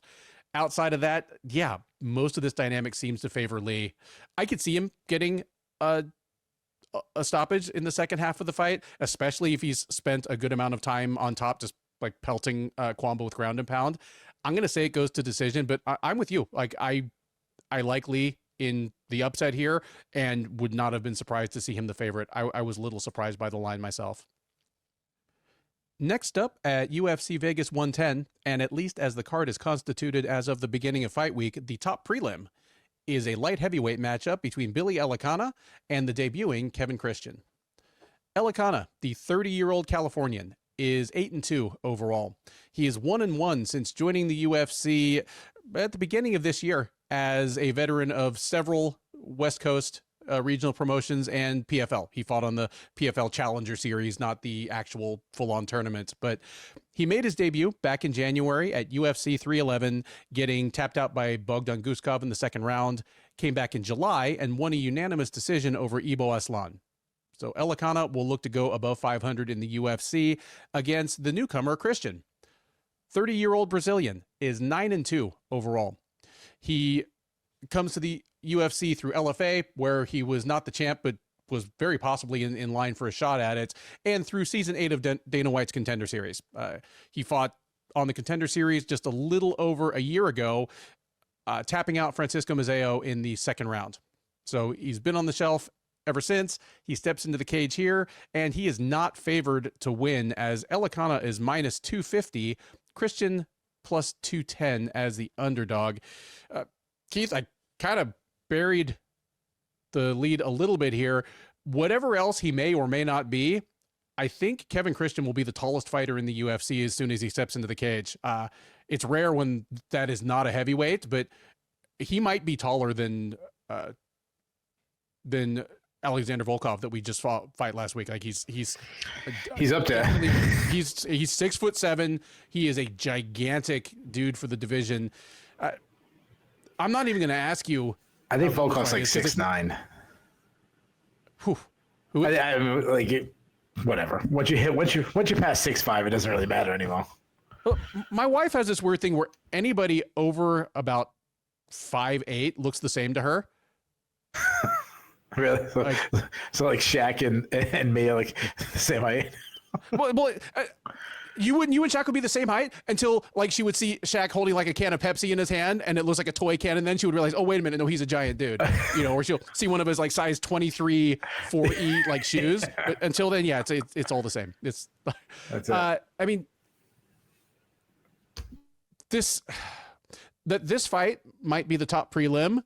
Kind of takes the temperature of the whole card for me, but tell me what's good about it. Tell me how you think it goes. Tell me if Kevin Christian has anything for the UFC other than to be the answer to a trivia question. Yeah, when I was looking at this card, I'm like, oh man, there's some fights I don't want to get into. And then I was like, man, how do we make a card like this better? I'm like, we need to add to the show. Like, we should have like a buzzer or something as you're talking. I just hit this buzzer and it like instantly goes into a rapid pick. Like we get one fight, we just like, we're skipping this. We're going right to a rapid pick. Ben, who are you taking? Who am I taking? Lightning round. Yeah, like one sentence. I'll take this guy by knockout. I'll take this guy. All right, next fight. If we ever do that, and honestly, I don't mind that idea. This would be my pick. This fight is horrendous. I'll start with Elekana. Obviously, he's fought in the UFC before. He's such a low output fighter. I mean, he was so gun shy against Ivo Aslan. It is one of the worst fights of all time in the UFC. It's that bad. He fights out of both stances. I do think he's better from the southpaw stance. He's an out fighter. He wants to keep his distance. He doesn't like being pressured. He backs up straight on the center line to avoid strikes. Throws way too many single strikes. He does throw shots straight down the pike, which is good. Doesn't have much power, though. The best part of his game is probably his calf kicks. He'll toss out a lot of calf kicks. He likes those John Jones oblique kicks. Not much of an offensive grappler.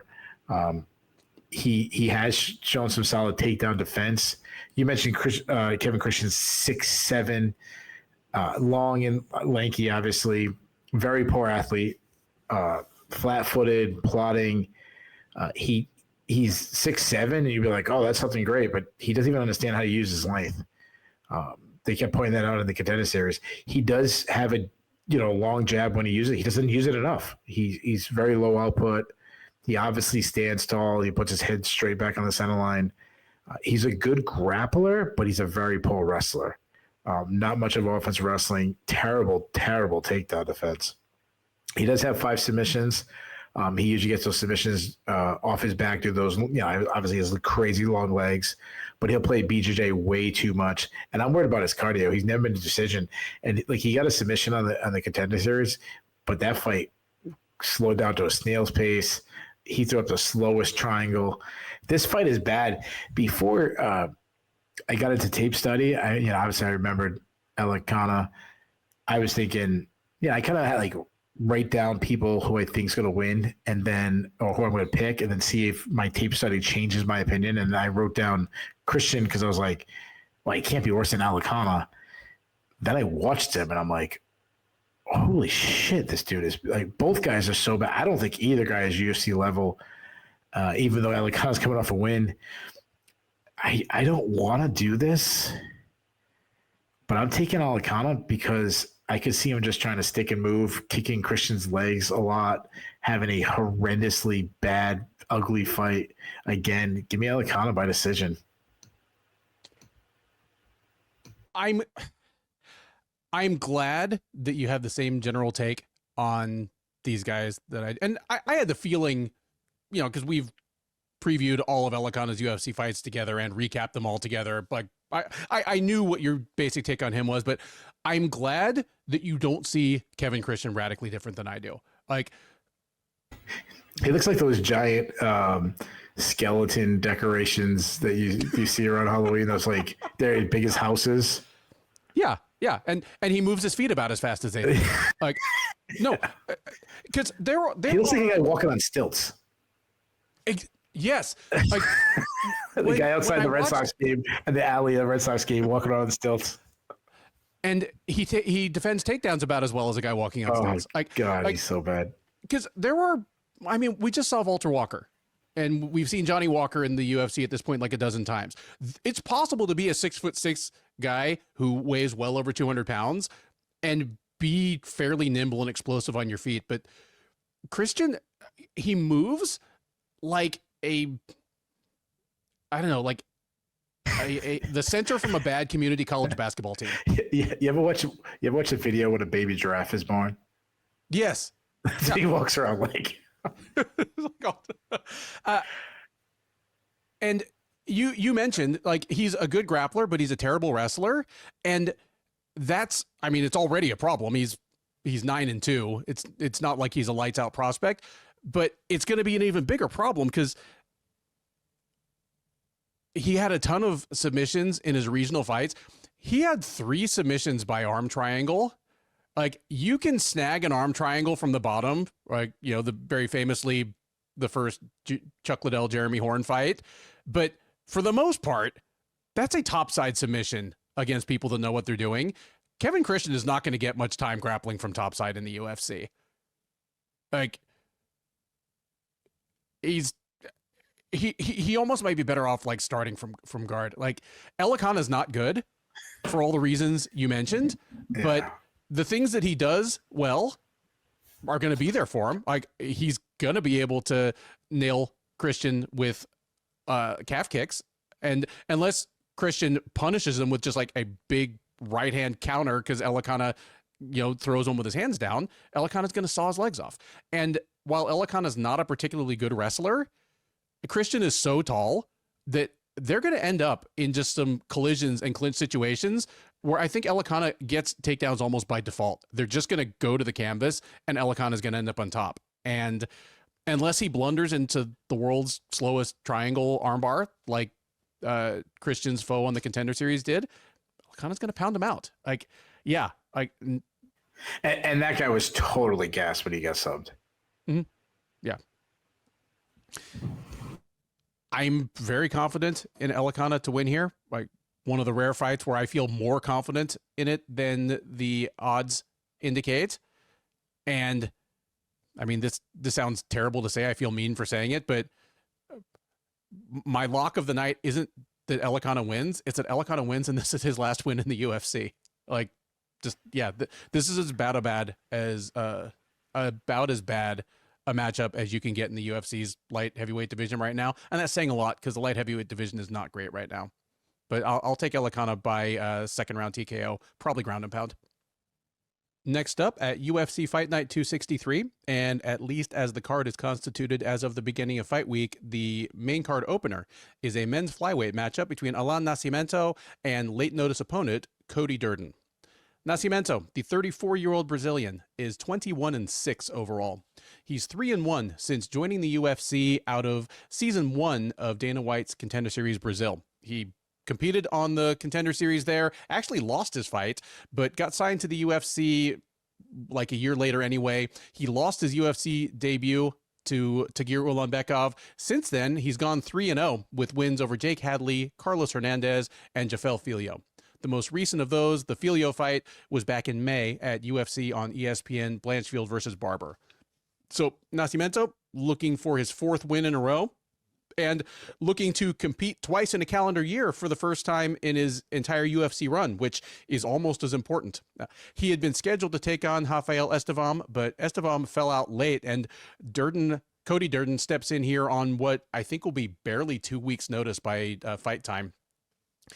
Durden, also 34 years old, fighting out of Georgia, 17-8-1 overall, 6-6-1 in the UFC. That's the good news as it goes. The bad news is that while he's 500 in the UFC, he's 1-4 in his last 5 fights, and he is on a 2-fight losing streak, including his lone cage appearance of 2025 so far, which was back at UFC on ESPN, Usman versus Buckley. He got knocked out just seconds into the second round by Jose Ochoa. So Durden stepping in here on short notice because of that, maybe not fighting for his job, but certainly any remaining relevance in the division is on the table for the Georgian.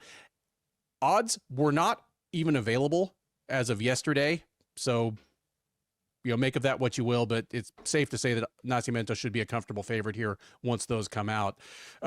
Keith, I'll flip this to you. Allan Nascimento, all I'll say is he is a sterling example of what I'll say, especially about the lighter weight classes, where it almost doesn't matter how many fights you win in a row. If you only fight once a year, traffic's going to start honking and passing you on the right. Tell me if you still see any upside to this guy at 34 and who wins on Saturday. Yeah, I mean, I definitely think there's still some upside. But yeah, being a 34-year-old flyweight, still, not in like contention is a bad sign. It's like now or never. Not to mention, I mean, obviously this guy's a really big guy for the weight class, but he's 34. He's already shown struggles to make the weight. So that's a bigger issue. I should have mentioned that. The Filio fight back in May, he missed weight. He weighed in like 127 and a half, 128, something like that. So yeah, and there's probably a really good chance he misses weight for this one too. All right, so what are they, and considering that Durden has had problems too, what are the chances that these guys end up fighting at like 135? Has Durden missed weight like without taking on short notice? Has he done that? I'm just No, he is not. Okay, so it's like he hasn't had a camp and missed weight. Right. Like, why not with Durden having to cut weight and Nascimento? Yeah, obviously, I'm sure. I mean, the guy's a big guy for the weight class. It's probably really hard for him to make weight. Why not just fight at 130? Well, especially considering that I mentioned that Durden is 1-4 in his last 5 fights. The only win was him coming in on short notice, fighting Matt Schnell, who's a fellow flyweight at 135, and that's the only win he has in the last 3 years. Yeah. If you don't want to do it at bantamweight, you do 130 to 132, something like that, 133. I mean, I guess maybe Durden wants Nascimento to have to cut that weight more and kind of drain himself, where I think Durden would probably be easier for him to make the weight. I'm not really sure, but Nascimento, he's a really long and lengthy guy. He's a technical kickboxer, has some pop in his hands, huge kicking game, kicks everywhere. He likes to close the distance and battle in the clinch, good at framing and landing the elbows inside, really good at landing knees easily due to his size. He's a solid wrestler. He's good at shooting when his opponent tries to get into his, their range, and then he suddenly crashes and closes the distance. He's a weaker defensive wrestler, but he's a really, really good grappler. Good if he gets to the ground, good top control, doesn't mind stalling on top, uses those long legs super well, super flexible, has 15 submission wins, can get subs from every position. He's very active off his back, just kind of keeps his movement if you take him down. Loves tossing up subs, get triangles really easy with long legs. He chains submission attempts together well, looks for leg locks, heel hooks, will hardly look for a sweep. Will play BJJ instead of scrambling up too much, though. Durden, he's a volume striker. He's constantly pressing the action, fast hands, got a nice jab, gets in the pocket, and loads big power shots. He's good at throwing first and slipping the counter and then throwing third. So let me say something. I want to say this. A lot of my notes are very similar than his last one because I didn't even notice that Durden was on this card. So I kind of had to scramble last minute. So take that for what it's worth. He loves his counter right hand. He's got a good overhand right. He throws some hard shots. He does have some power. He's already knocked out a lot of guys in the UFC. Throws some hard kicks. He checks leg kicks, which is good. He's a good wrestler. He wrestles a lot. He's relentless to get takedowns, chains wrestles together, chains takedown attempts together well. Good top game. He's a good overall grappler. I always go back to the Chris Gutierrez fight where you held him down for the entire round. Busy ground and pound. He loves head attacks. He caught Matt Schnell in a super slick ninja choke. Not the best defensive wrestler, and he gives up his back to work himself back up, which is be super dangerous against a guy like Nascimento. Needs to improve his submission defense. He's been sub 3 times already in the UFC. He showed how tough he was again. Get out of the arm bars against Jake Hadley, super deep ones. But he's been hurt a lot. I mean, you have to worry about his chin. He got knocked out by Bruno Silva. He took tons of damage by Josh Van. He was knocked out by Jose Ochoa, and even before the knockout, he took a lot of damage. He's got good cardio too. So this is a tough fight for Durden. I like Nascimento here really everywhere. I expect him to land the shots from distance, to look for takedowns. I think he catches Durden in a bunch of subs, but Durden, I think he's super scrambly and tough. I think he finds ways to get out of them and survive them all, but I still see him getting dominated. I like Nascimento. Pretty big decision. Give me Nascimento by decision. I like the breakdown there. But, the thing about Nascimento, and we've talked before about people who are deceptive. You look at Nascimento's record and you're like, oh, a Brazilian flyweight who has 2 TKOs and 14 submissions. I know this guy's game. And kind of like his guy, Charles Oliveira, the ratio of knockouts to submissions belies the fact that he is a good striker. And more than just being a skilled striker, as Keith put it, he's a willing striker. He comes out there and he's confident in his striking. He's good at it. It's not necessarily means to an end. He's just a guy that he has more submissions than knockouts because of, in some cases, what his opponents have, given him to work with. It is, concerning that he is at this point 34 years old, and while he's been promising he's been a once-a-year fighter and he's coming into this off of missing weight, now or never, the way you put it, is kind of exactly the dynamic we're talking about here. Durden has been a little bit of a frustrating fighter. Like, at times, he has looked like a top 10 talent and potential contender. Like, his best win in the UFC, I put that in air quotes, was the draw with Chris Gutierrez. Like, Gutierrez is a great fighter, and it was a draw. Especially at that time. Especially at that time. Durden, it was a draw because Durden got a 10-8 round in the first round, just absolutely putting it on a fringe contender. Since then, he has looked great sometimes. He's looked really bad other times. And a lot of it comes down to a little of the glass cannon dynamic, where he is a good offensive striker, a good offensive wrestler, and a good offensive grappler, but he has defensive liabilities in all three areas.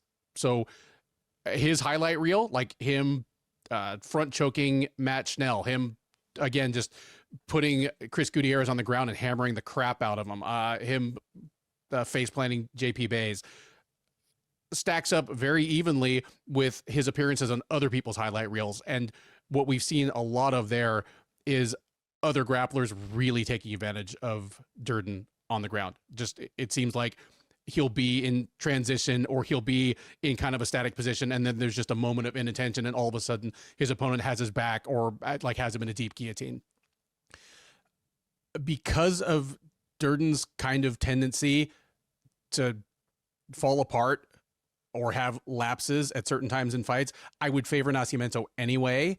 But the fact that Durden is also coming in on very short notice here, and Nascimento may just be a little more skilled everywhere, kind of like same as Keith said, all the unknowns here lead me to favor Nascimento. Give me Nascimento. I'm going to say he gets it done by first round submission, but even if this thing goes to decision or goes late into the fight, I think Nascimento's in the driver's seat the whole time. The UFC Vegas 110 main card powers on with a welterweight matchup between Charlie Radtke and Daniel Frunza. Radtke, the 35-year-old American, is 10-5 overall. He is 3-2 since joining the UFC as the outgoing CFFC welterweight champ. He has alternated losses and wins over his last 4 fights. He's coming into this fight off a loss. He fought most recently at UFC 315 back in May, where he got knocked out in the second round by Mike Malott. So, according to the pattern, he's due to get back in the win column here. The man with something to say about that will be Frunza. 31-year-old Romanian is 9-3 overall, 0-1 since joining the UFC out of Season 8 of Dana White's Contender Series. He made his UFC debut, again, back at UFC on ESPN, Emmett versus Murphy back in April, like a half dozen fighters from this card. He ended up getting stopped in between rounds by the doctor after Reese McKee busted him up. So he maybe feels like he was shortchanged by the outcome there, looking to get into the win column here. Not favored to get it done, but the line is one of the closer ones on the card, as Radtke is minus 150, Frunza plus 120 as the underdog. Keith, it's 170. The default answer to whether fighter X is a future, ranked contender or not is no. So I won't even ask you that one, but who gets it done here? And is there any upside to either of these guys? I mean, it depends on what you define as upside. Like, are they good additions to the UFC? I mean, I know Radtke. Buy or sell. They're both in the UFC a year from now. Well, to me, that still doesn't answer like upside, because there's guys in the UFC that I would be like, they shouldn't be in the UFC. So, should they be in the UFC a year from now? How about that? Okay. I'll say so. I think they're both. One guy I look at as a decent, like, mid-card UFC talent. The other one I would look at as a very low-end UFC talent. I don't want to give away my pick yet, but obviously the guy I'm picking, I'm saying is a mid-tier UFC talent. Mm-hmm. I'll start with a guy that we know, Radtke, the best nickname in all of MMA, stolen from yours truly, Chuck Buffalo. That's stolen from Ben himself. That was his nickname in high school. Radtke is a really big guy for the weight class, well-rounded. He fights with a lot of pressure, fast hands, throws straight shots on the pike, good left hook, has good power. I mean, he knocked Gilbert Urbina out with a left hook. He hurt Blood Diamond on the feet in their fight. Throws some hard kicks. He's very hittable, so he's been hurt a bunch too. That's because he lacks head movement. He's a true blood and guts type fighter. He was crushed to the body by Carlos Bretes, but obviously that loss has aged really well. He will close the distance, but I still would put him in the average wrestler category. I also think he's a bad defensive wrestler. If the fight hits the ground, he's pretty good back takes. He has a submission threat. He's got 2 subs. Well, I shouldn't say he can get a submission. I wouldn't say he's a submission threat. He only has 2 subs, but I'm a little worried about his chin as he was knocked out by Mike Malott in that last fight. Again, he lost at his age well. I talked about Chuck Buffalo, the best nickname, but maybe the best name in MMA, as I said last time, Danny Frunza. I love that name. He isn't much of an athlete. I'd put him as a poor athlete, but he tries to make it up with pressure, which is the best thing you can do if you're not, explosive or anything. He's a bit of a hold your ground fighter, throws straight shots on the pike, got a nice short right hand. He draws power, but really stepping shots. He's got good power. He's got 8 TKOs. I like his elbows inside, good kicks. He's got a fast high kick. He also targets the calves a lot. He will throw kicks without a setup, so that's concerning. I'm also worried about his durability. He's been hurt a bunch in fights. I mean, he took an absolute beating against Ruiz McKee, but to his credit, he didn't give up. Made it, as it lasted, he made it a pretty exciting fight. Not much of an offensive grappler. He's a weaker defensive wrestler. Needs to improve his get-up game, but he does have good cardio. He tries to make it up his lack of athleticism and skill with pressure and cardio. So I think his fight should be fun while it lasts. I think it's an action fight. I think both guys are going to bring it. I think both guys land a lot, hit hard. But I'm leading Radtke though. I think he's really faced pretty good competition so far in the UFC, even in losses where he's got starts. He's had moments in those fights. Other than maybe Protes, he's had some moments. I say he connects on Frunza, and I say he puts Frunza out unless he does in the very first round. Give me Chuck Buffalo by first round knockout. Yeah, you really summed it up perfectly. I mean, I teed it up hoping you would give some sort of assessment like this, but yeah, it's basically one person who looks very much like the newest generation of kind of entertaining mid-card UFC welterweights versus a guy that is still under the gun to prove he belongs here at all. Radtke is already sort of the, next generation of the, Alex Morono type, only he's older than Alex already. So who knows how long the fun will last, considering, again, how much punishment he takes. But he's that guy. His job is not in danger if he loses here. But yeah, Frunza, he shows flashes of promise offensively, but you look at his last 2 losses. Yeah, it was a doctor stoppage between rounds, but McKee was also teeing off on him, and McKee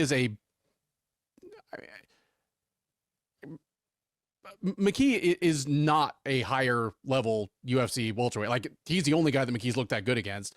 And then you go back, regionally, he got absolutely run over on the ground by the pride of Rhode Island, Gary Boletto. And yeah, I'll say this. Boleto's not bad. No, I like Boletto. He's such a good dude.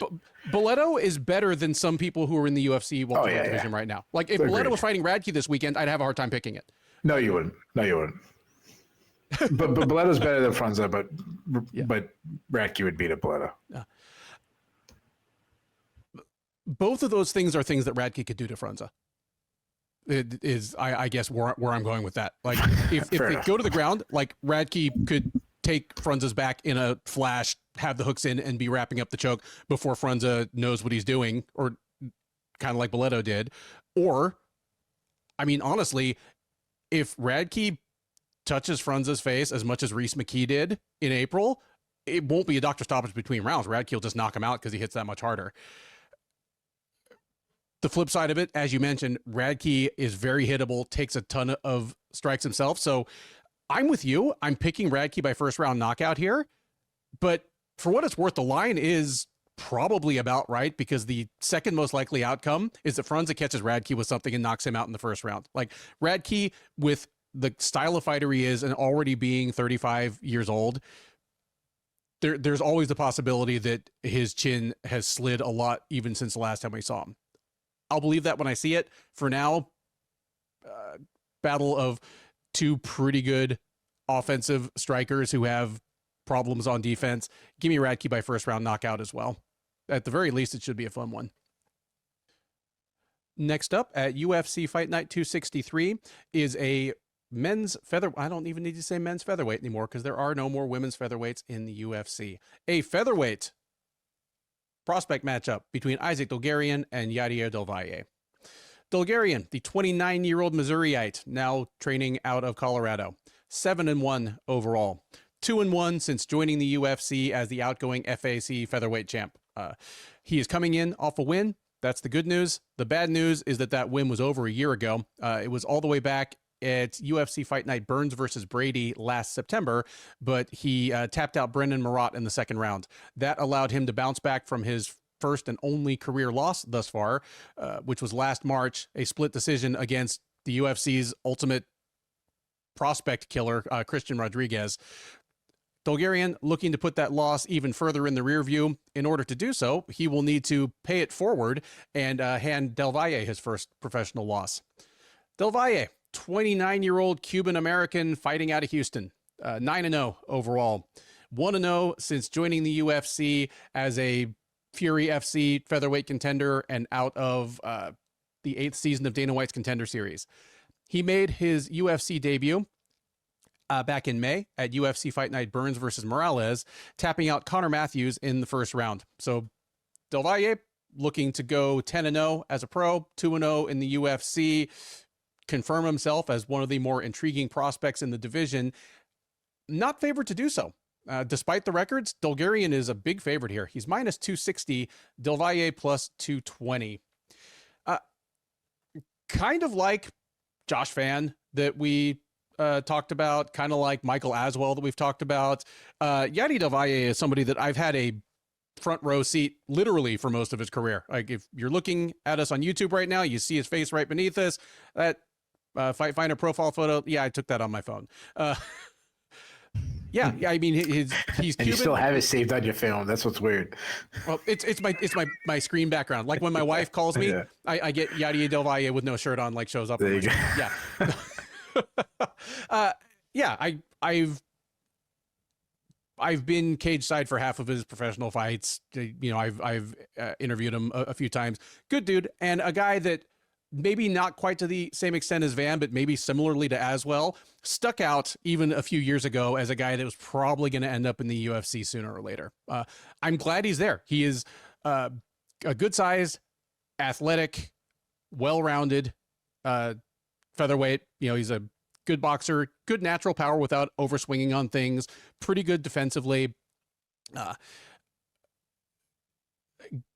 Solid wrestling and grappling, which I actually find myself often wishing he would incorporate more often. And I mean, if you look at his record, you know, he has more submissions than knockouts, but you know, if you've watched him all along, he has sometimes had to wait for his opponent to initiate the ground game when he might have been better served doing that himself. And this is splitting hairs when we're talking about a fighter who's undefeated. Like clearly nobody has really punished him for like these little peccadillos thus far, but you know, kind of like undefeated Donte Johnson that we talked about a while ago. You know, it may just be a matter of time before somebody does. The thing about Dulgarian is he has a lot of the same basic skills, but may even be, well, not maybe, like he is even more of an athlete and has more experience at the, you know, at the top level. Like you line up Dulgarian's best 5 opponents, win or lose, against Del Valle's, and like Dulgarian's, his whole 5 probably fit above Del Valle's. But because of that, I get why Dulgarian is a big favorite here. Although, as I say that, yeah, like Dulgarian probably has higher upside overall. Like I would be less surprised if 2 years from now Dulgarian was a top 10 featherweight in the UFC, but I wouldn't be shocked by either. These are both good prospects.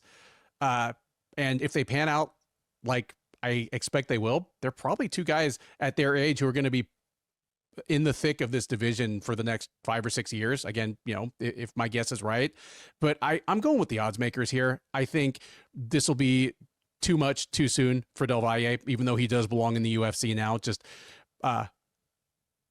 they're smashing together two very promising prospects pretty early in their runs in a way that the UFC usually avoids doing.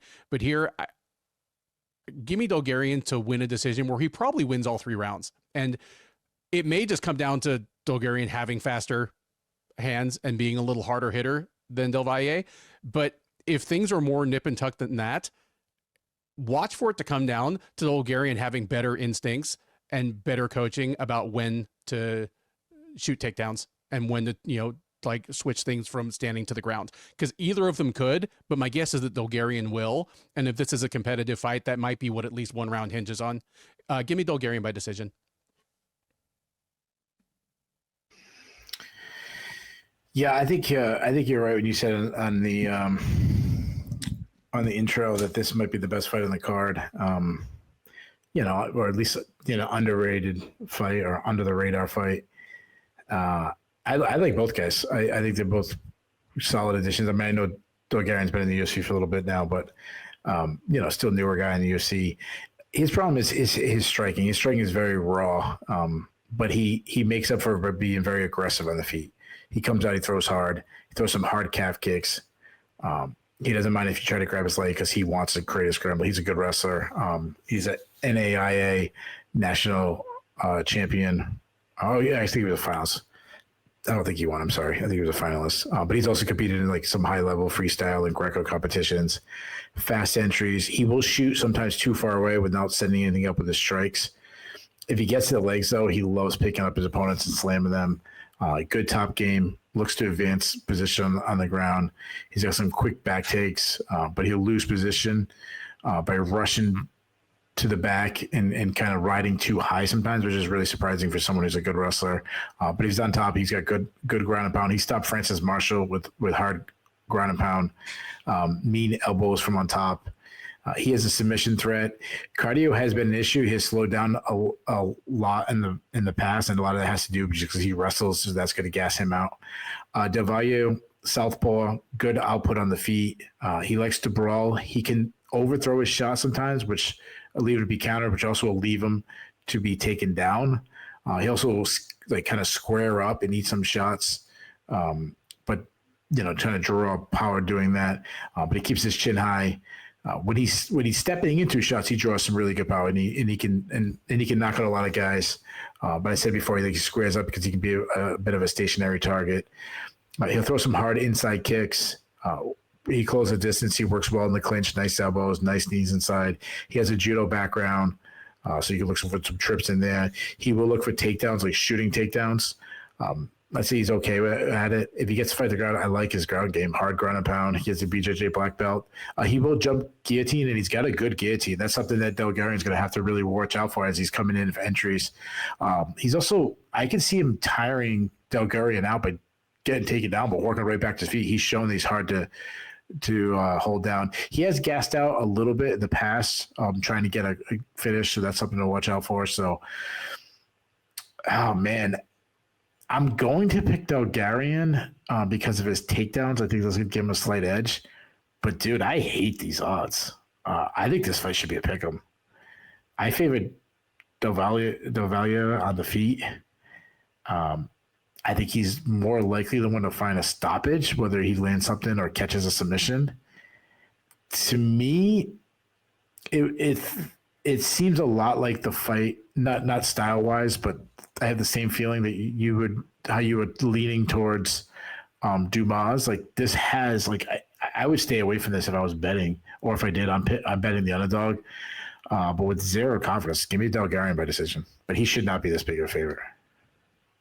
And because I try to be a good producer and a good co-host at the same time, Dulgarian came in second in the 2016 Division II Wrestling Championship. So okay, I'm sorry. At Division II. He's the same school, same Then class that- as Joey Davis. Like he and Joey Davis were. He lost to Joey Davis. No, like they were on the same team. That was the same year that Joey. Yeah, I was Davis gonna say Joey won. Davis. Yeah, I was gonna say Joey Davis won 4. So yeah. Yeah. Okay, Joey Davis is a lot bigger than him. Okay. Yeah. Joey Davis was a couple weight classes. Next up at UFC Fight Night 263, and at least as of right now, third from the top, is a welterweight matchup between Jeremiah Wells and Themba Gorimbo. Wells, the 38-year-old Pennsylvanian, is 12-4-1 overall. He is 4-2 since joining the UFC as the former CFFC welterweight champ, one of 2 former CFFC welterweight champs on this card. He is 4-2 in the UFC. That's the good news. The bad news is that he won his first 4 fights in the octagon and then lost his last 2. And the even worse news is that the most recent of those losses was almost 2 years ago. Last time we saw Wells in the cage was last February at UFC Fight Night Hermansson versus Pfeiffer, where he dropped a split decision to Max Griffin. So Wells looking for his first win in, 2.5 years. If he wants to get it, he will have to get past Gorimbo.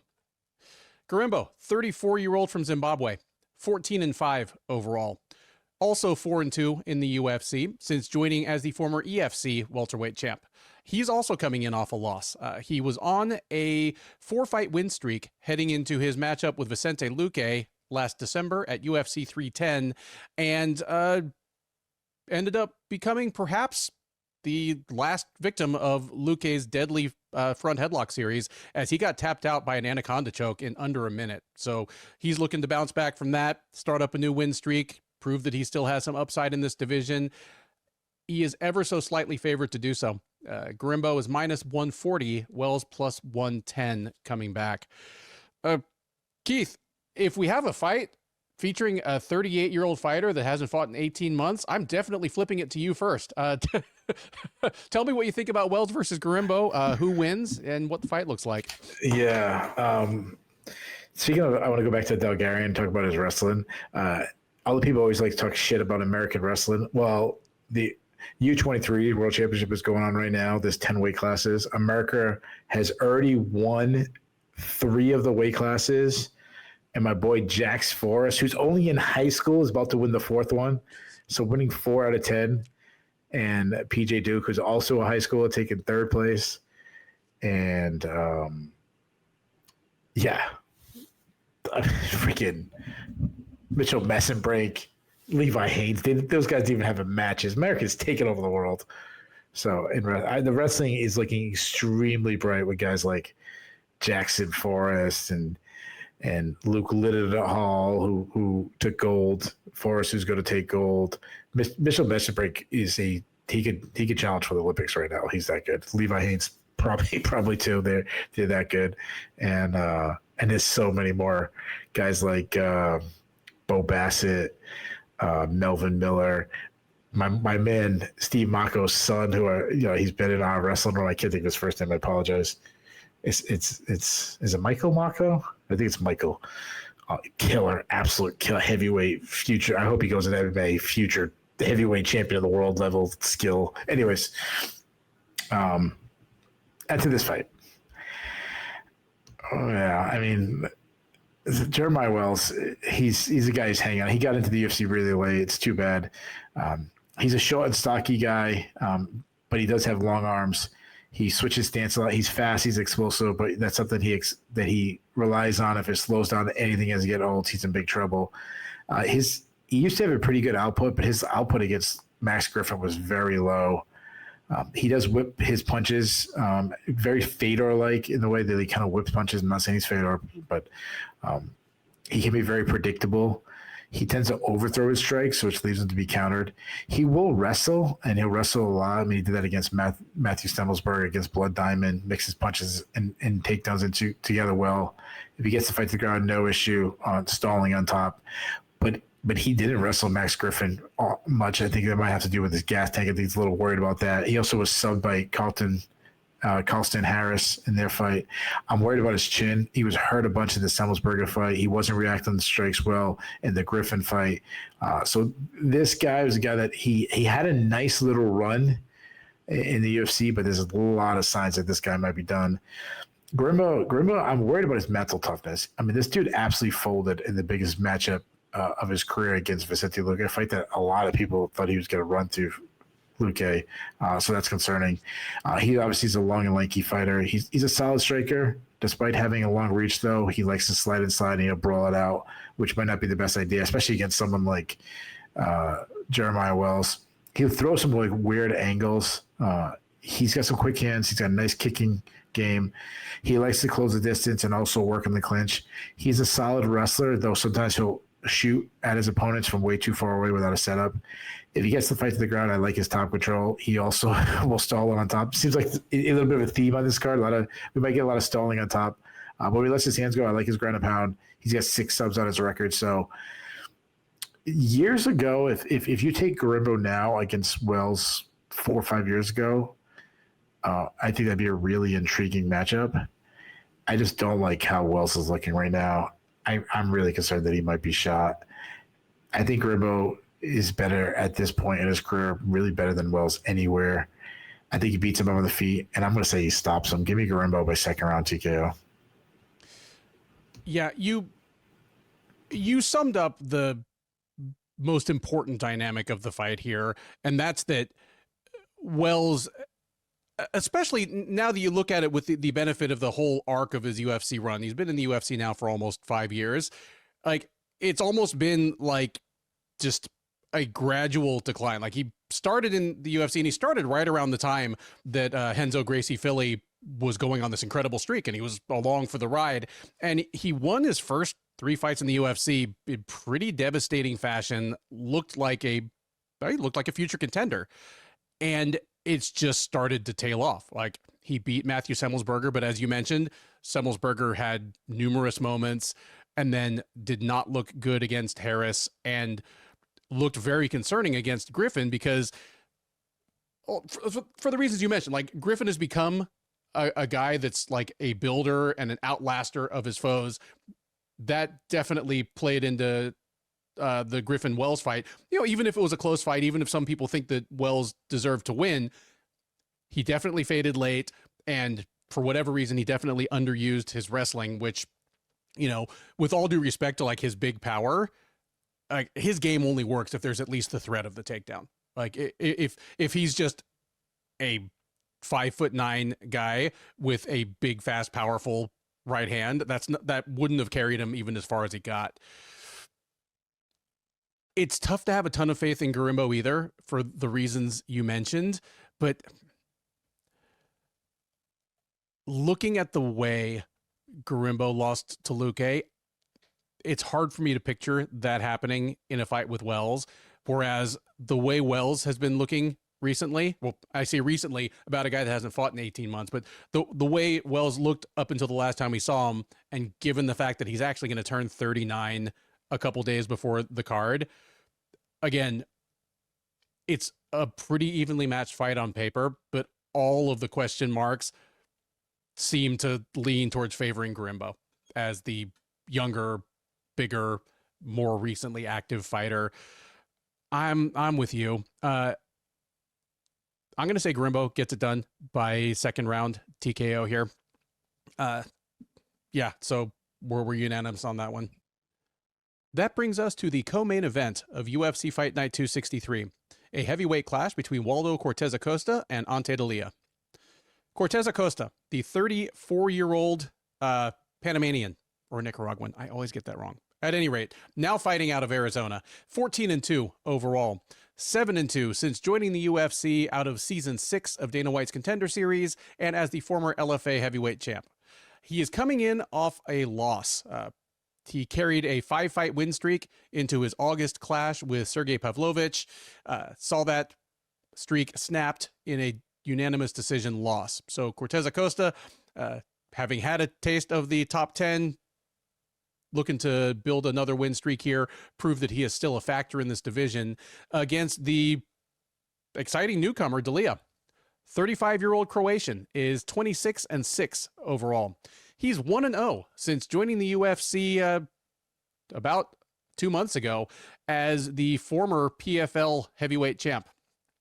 He made his UFC debut in September at UFC Fight Night Imava versus Bahalyo, where he knocked out Marcin Tybura in just 2 minutes. So an impressive debut, getting the first round knockout against a sturdy, long-time contender in the division.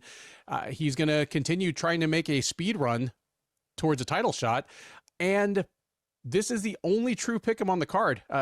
Odds vary a little bit, but neither man is available as plus money as of right now.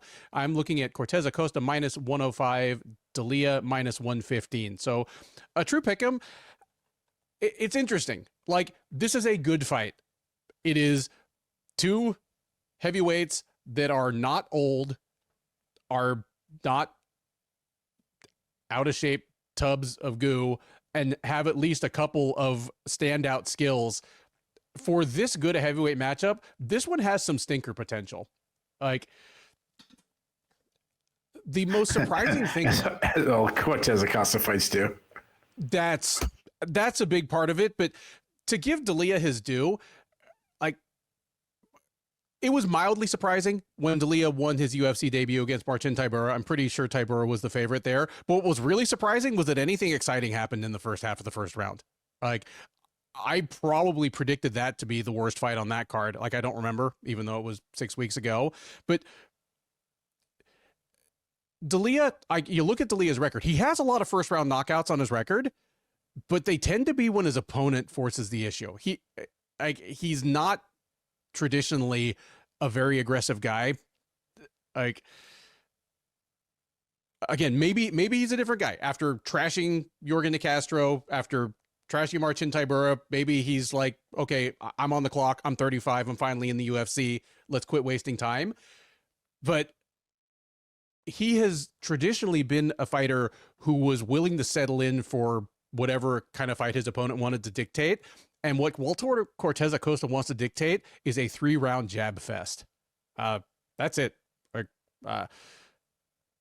You can make your way all the way to the UFC as a heavyweight, and in some cases even into the top 15, just by having one or two things that you do well and the kind of will and fight IQ to put yourself in situations where you can use that. I mean, that's Walter Cortes-Acosta. Like, he's a huge heavyweight, and as a heavyweight, he mostly just wants to jab from the outside. That's it. Like, he was smart enough to wrestle Rubelas to Spain. So, you know, he is capable of a game plan, but on the feet, like, Ante D'Elia is just as big as Cortes-Acosta is. He might be better as an outfighter. Like, he might throw a better variety of strikes. He's definitely a better kicker than Cortes-Acosta. Neither of them, despite their knockout numbers, like, I think both of them have like 80% of their wins by knockout. Neither of them is a huge one-shot hitter, but D'Elia is a harder hitter than Acosta. I'm leaning D'Elia here. Again, this, at least as of right now, is a dead pick'em. Give me D'Elia to win a fight, and I do think we go back to not too exciting. Like, I'm picking this one to go to decision. Give me D'Elia to probably win all 3 rounds. Yeah, that's it. Give me D'Elia by being slightly better at the kind of fight that both fighters want, which I think we've said about 3 or 4 fights on this card.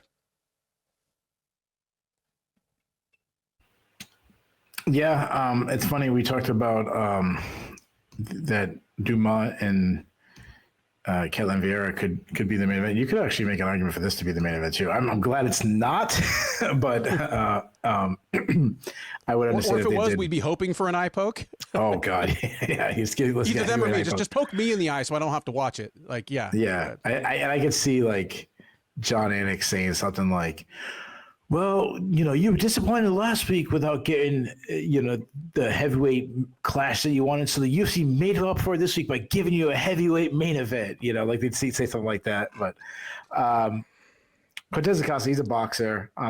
His output has been inconsistent. Sometimes he's a good output for heavyweight. Other times he's very gun shy.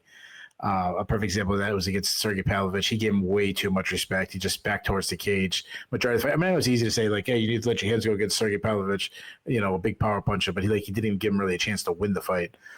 He works behind a jab. He sets up his power shots with feints, throws some straight shots on the pike.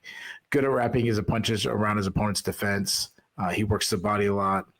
He has some power, not the one punch fight ender that many heavyweights are, though.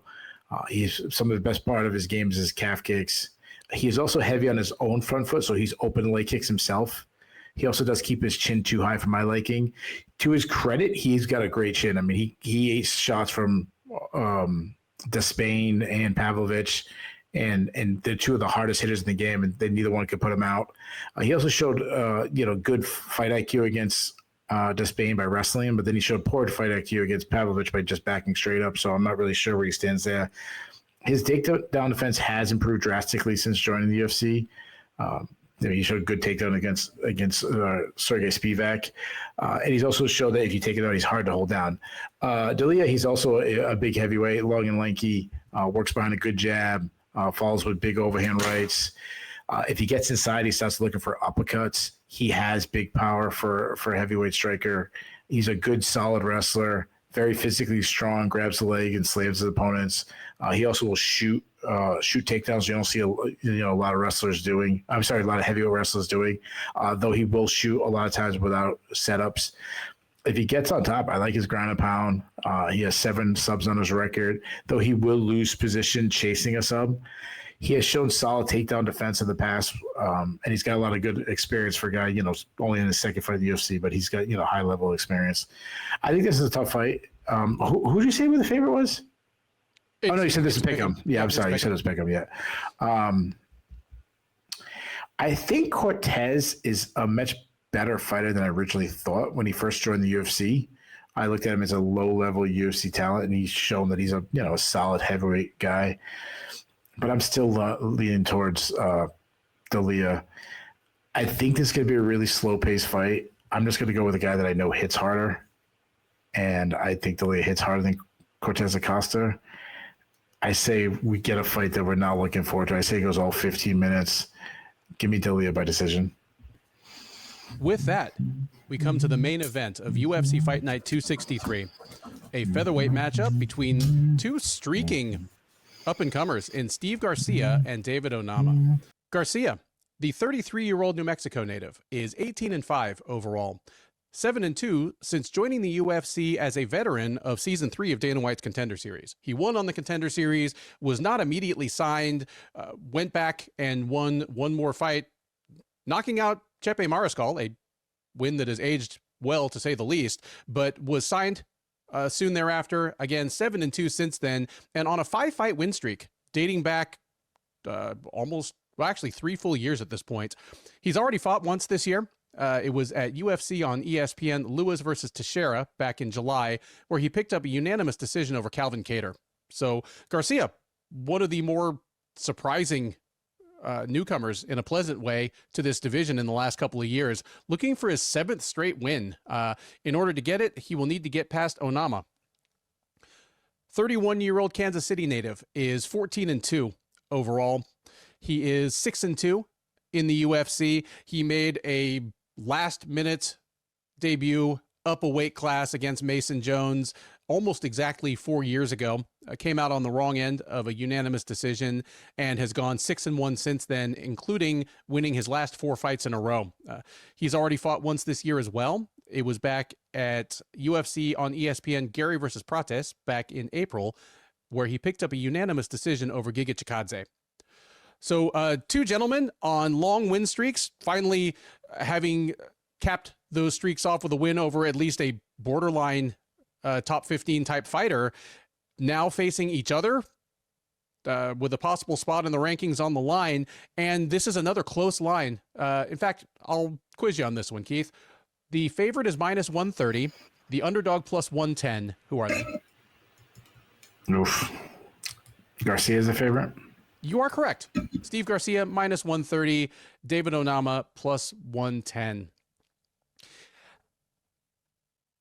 Man, so I mentioned earlier on this show that this card just being such a dumping ground for kind of contender series type prospects that it is, has given me a chance to both do some regional prospect scouting and revisit some of the former prospects that we've been talking about in the UFC for the last few years. In the 5 years that we've been doing the show together, over 200 events now, there may not be a UFC newcomer that I read more wrong than Steve Garcia. Same. Absolutely same. And in my defense, it wasn't off base, because what I remembered about Steve Garcia was the guy that I think went 1-3 in Bellator. And I love Ricky Turcios, but he lost decisively to Ricky Turcios. He was the last career win before retirement for 40-year-old Joe Warren, and got tapped out like blisteringly fast by Allan Cruz. So his brief flirtations with people that ever were or would be UFC material had not gone his way. And then, he went back to New Mexico. He is a longtime Jackson Wink OG. In fact, most of his wins in between Bellator and the UFC were in Fresquez Productions, which is, the next thing over from Jackson Wink's house show. I didn't appreciate his knockout of Jose Mariscal at the time for what it really meant. Like, we didn't realize how good Chepe was either. And all of a sudden, he's on a 6-fight win streak, 5 of them by brutal knockout. And it's hard to put your finger on what exactly is different between Garcia in 2024 versus Garcia in 2016. Physically, he looks about the same. His basic rundown of his skills is very similar, but he's just gotten better at all of it. He's always been a deceptively hard hitter for kind of a lanky, skinny guy who doesn't look like he's massively overswinging on things. I'm not comparing him to him any more than Keith was comparing Jeremiah Wells to Fedor, but he's got that kind of Tommy Hearns, just skinny man power that just comes from planting your feet and throwing with decent mechanics. He is still a guy with lapses defensively. Like, he's still hittable. Just on this run, he sort of overwhelmed it by being just more confident, more poised, and such a harder hitter. Like, it was an eye-opener to see the way he beat Calvin Kattar. Because, we've seen Calvin Kattar outstruck, not many times, but we've seen him outstruck, but I haven't seen Calvin Kattar stymied like he was against Garcia. Like, even as Calvin Kattar was absorbing 9 million strikes from Max Holloway, he didn't look as beaten to me as he did by the end of the Garcia fight. Steve Garcia, a revelation. Like, I'm happy to give him his flowers. Like, I was dead wrong about his upside, and he's now fighting for a legit spot in the top 10. Like, he's not far from a title shot. That would be a hell of a career turnaround. This is another fight that on paper he should lose. Like, Onama's younger in the calendar. He's younger in terms of mileage. He's 5 times the athlete that Garcia's ever been. He's almost as big as Garcia and is very good at in striking battles at the same distance. Like even watching these guys' recent fights, like as recently as today, like I just kept going, okay, this situation, I think that favors Onama. If it goes here, I think that favors Onama. And at the end of it, I'm like, okay, I'm leaning Onama. Like, Steve Garcia is on a 6-fight win streak, and I think I've picked against him 4 of those times. Like, when am I going to learn my lesson?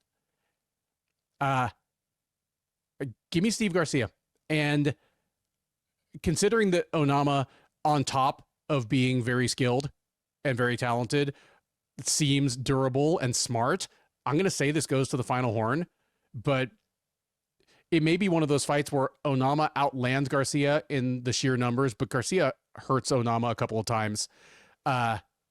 Give me Garcia to win a decision here where he's not in the driver's seat the whole time, but the memorable moments, the ones that rounds actually hinge on, are all Garcia moments.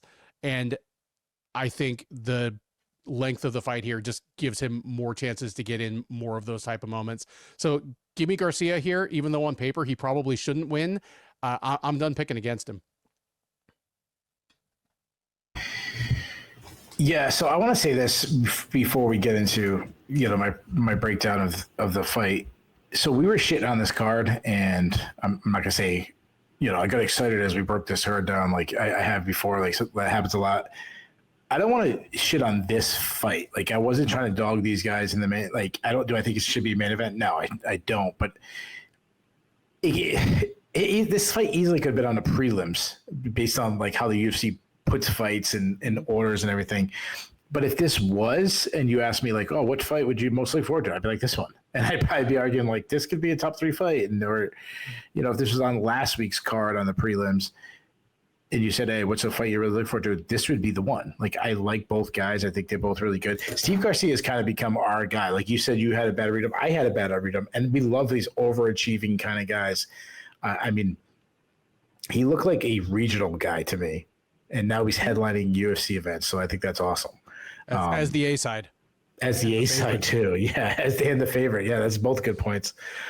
He's a southpaw. He's long and lanky. He's a pressure striker, just marches down his foe. Good output. We saw in the Keita fight, he's a builder, gets stronger as the fight goes along. Good fight IQ. He forced Keita on his back foot the entire time, where Keita, couldn't really get going because he had to be so defensive. He's accurate. He's got a great jab, follows with a good hard cross. He's got big power. He's knocked out so many guys already in UFC. And even like was it 5 or 6 knockouts in a row? He almost knocked out 5 knockouts in a row. He almost knocked out Calvin Kattar in that fight too. If Kattar came forward more, he probably would have got knocked out. He really steps into his shots.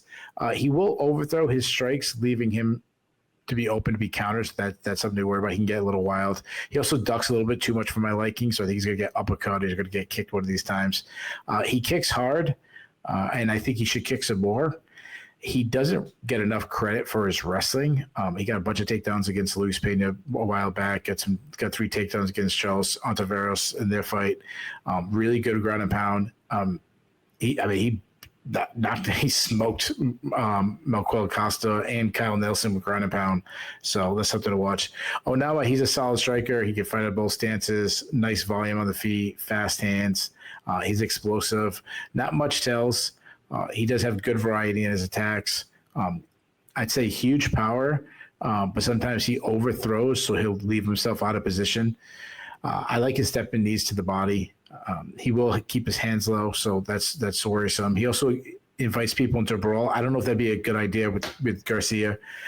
Nice calf kicks, though sometimes I'll throw him without a setup. He's a solid wrestler, good grappling, uses those like long arms to snatch up a single, gets the fight to the ground. He's got good top control. He will stall at times, so that's something to watch in this fight. Not the best defensive wrestler. Like go back to like the Mason Jones fight. Mason Jones took him down, I think, 8 times in that fight. He does have 4 subs on his record. He subbed Garrett Armfield. He has gassed in the past. He gassed against Nate Landwehr, but so many people have against Nate Landwehr. But in that fight, he showed a lot of heart. He took a beat and just kept coming, and his cardio looked better in other fights. So as far as prediction go, if this fight ends at a stoppage, it's most likely Garcia catching Onama. However, I think Onama has the more avenues for victory. He can pop shot from range. He can get takedowns and win close rounds with top control. If the fight goes deep, I think it favors. If the fight goes deep, I think it favors Garcia due to Onama gassing in the past, which you think would be like the power punch. It wouldn't favor him as went on, but I still think he has a bigger gas name. But I don't think it's going to go to the deep waters because I think Garcia's going to knock him out while they're still standing on the shore. So I'm done down on this guy too. I say Garcia catches him early. Has the best win of his career, biggest moment of his career in his first UFC main event. Give me Garcia by first round TKO. And there you have it.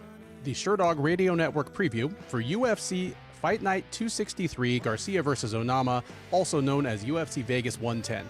I've been Ben. He has been Keith. If this is your first time watching or listening to one of our previews, first of all, why this card? Second of all, thank you. We hope you enjoyed it. We do our best to bring you a mix of in-depth analysis and occasional humorous or historic asides that we think is pretty unique in this industry. Please do like, subscribe. Neither of those things cost you a thing. It makes our bosses happy. It allows us to keep bringing you this content free of charge. Drop us a comment. Keith and I both man the comment section. We'd love to hear your take on these fights. We picked some upsets here. We picked one unanimous upset. Our average on those is pretty good. But if you think we left any upset money on the table, let us know. If you're right and we're wrong, we will happily hand you your flowers just like Steve Garcia. You just have to come collect them on the recap. We are live on the Sherdog YouTube page right after the main event. Keith takes the captain's chair. We'll talk about all 13 of these fights in reverse order, from the headliner on down to that strawweight curtain jerker, talking about what was good, what was bad, what was surprising, what was controversial. There's always something. Talking about what's next for some of the notable winners as well as losers, and talking with you. The live chat on the YouTube page is open that whole time, so we're taking your questions, your comments, and your hot takes in real time. We have a growing community of friends that hang out with us after the fights, and we would love for you to be part of it. Between now and then, thank you once again for listening. Enjoy the rest of your week, and by all means, enjoy these fights.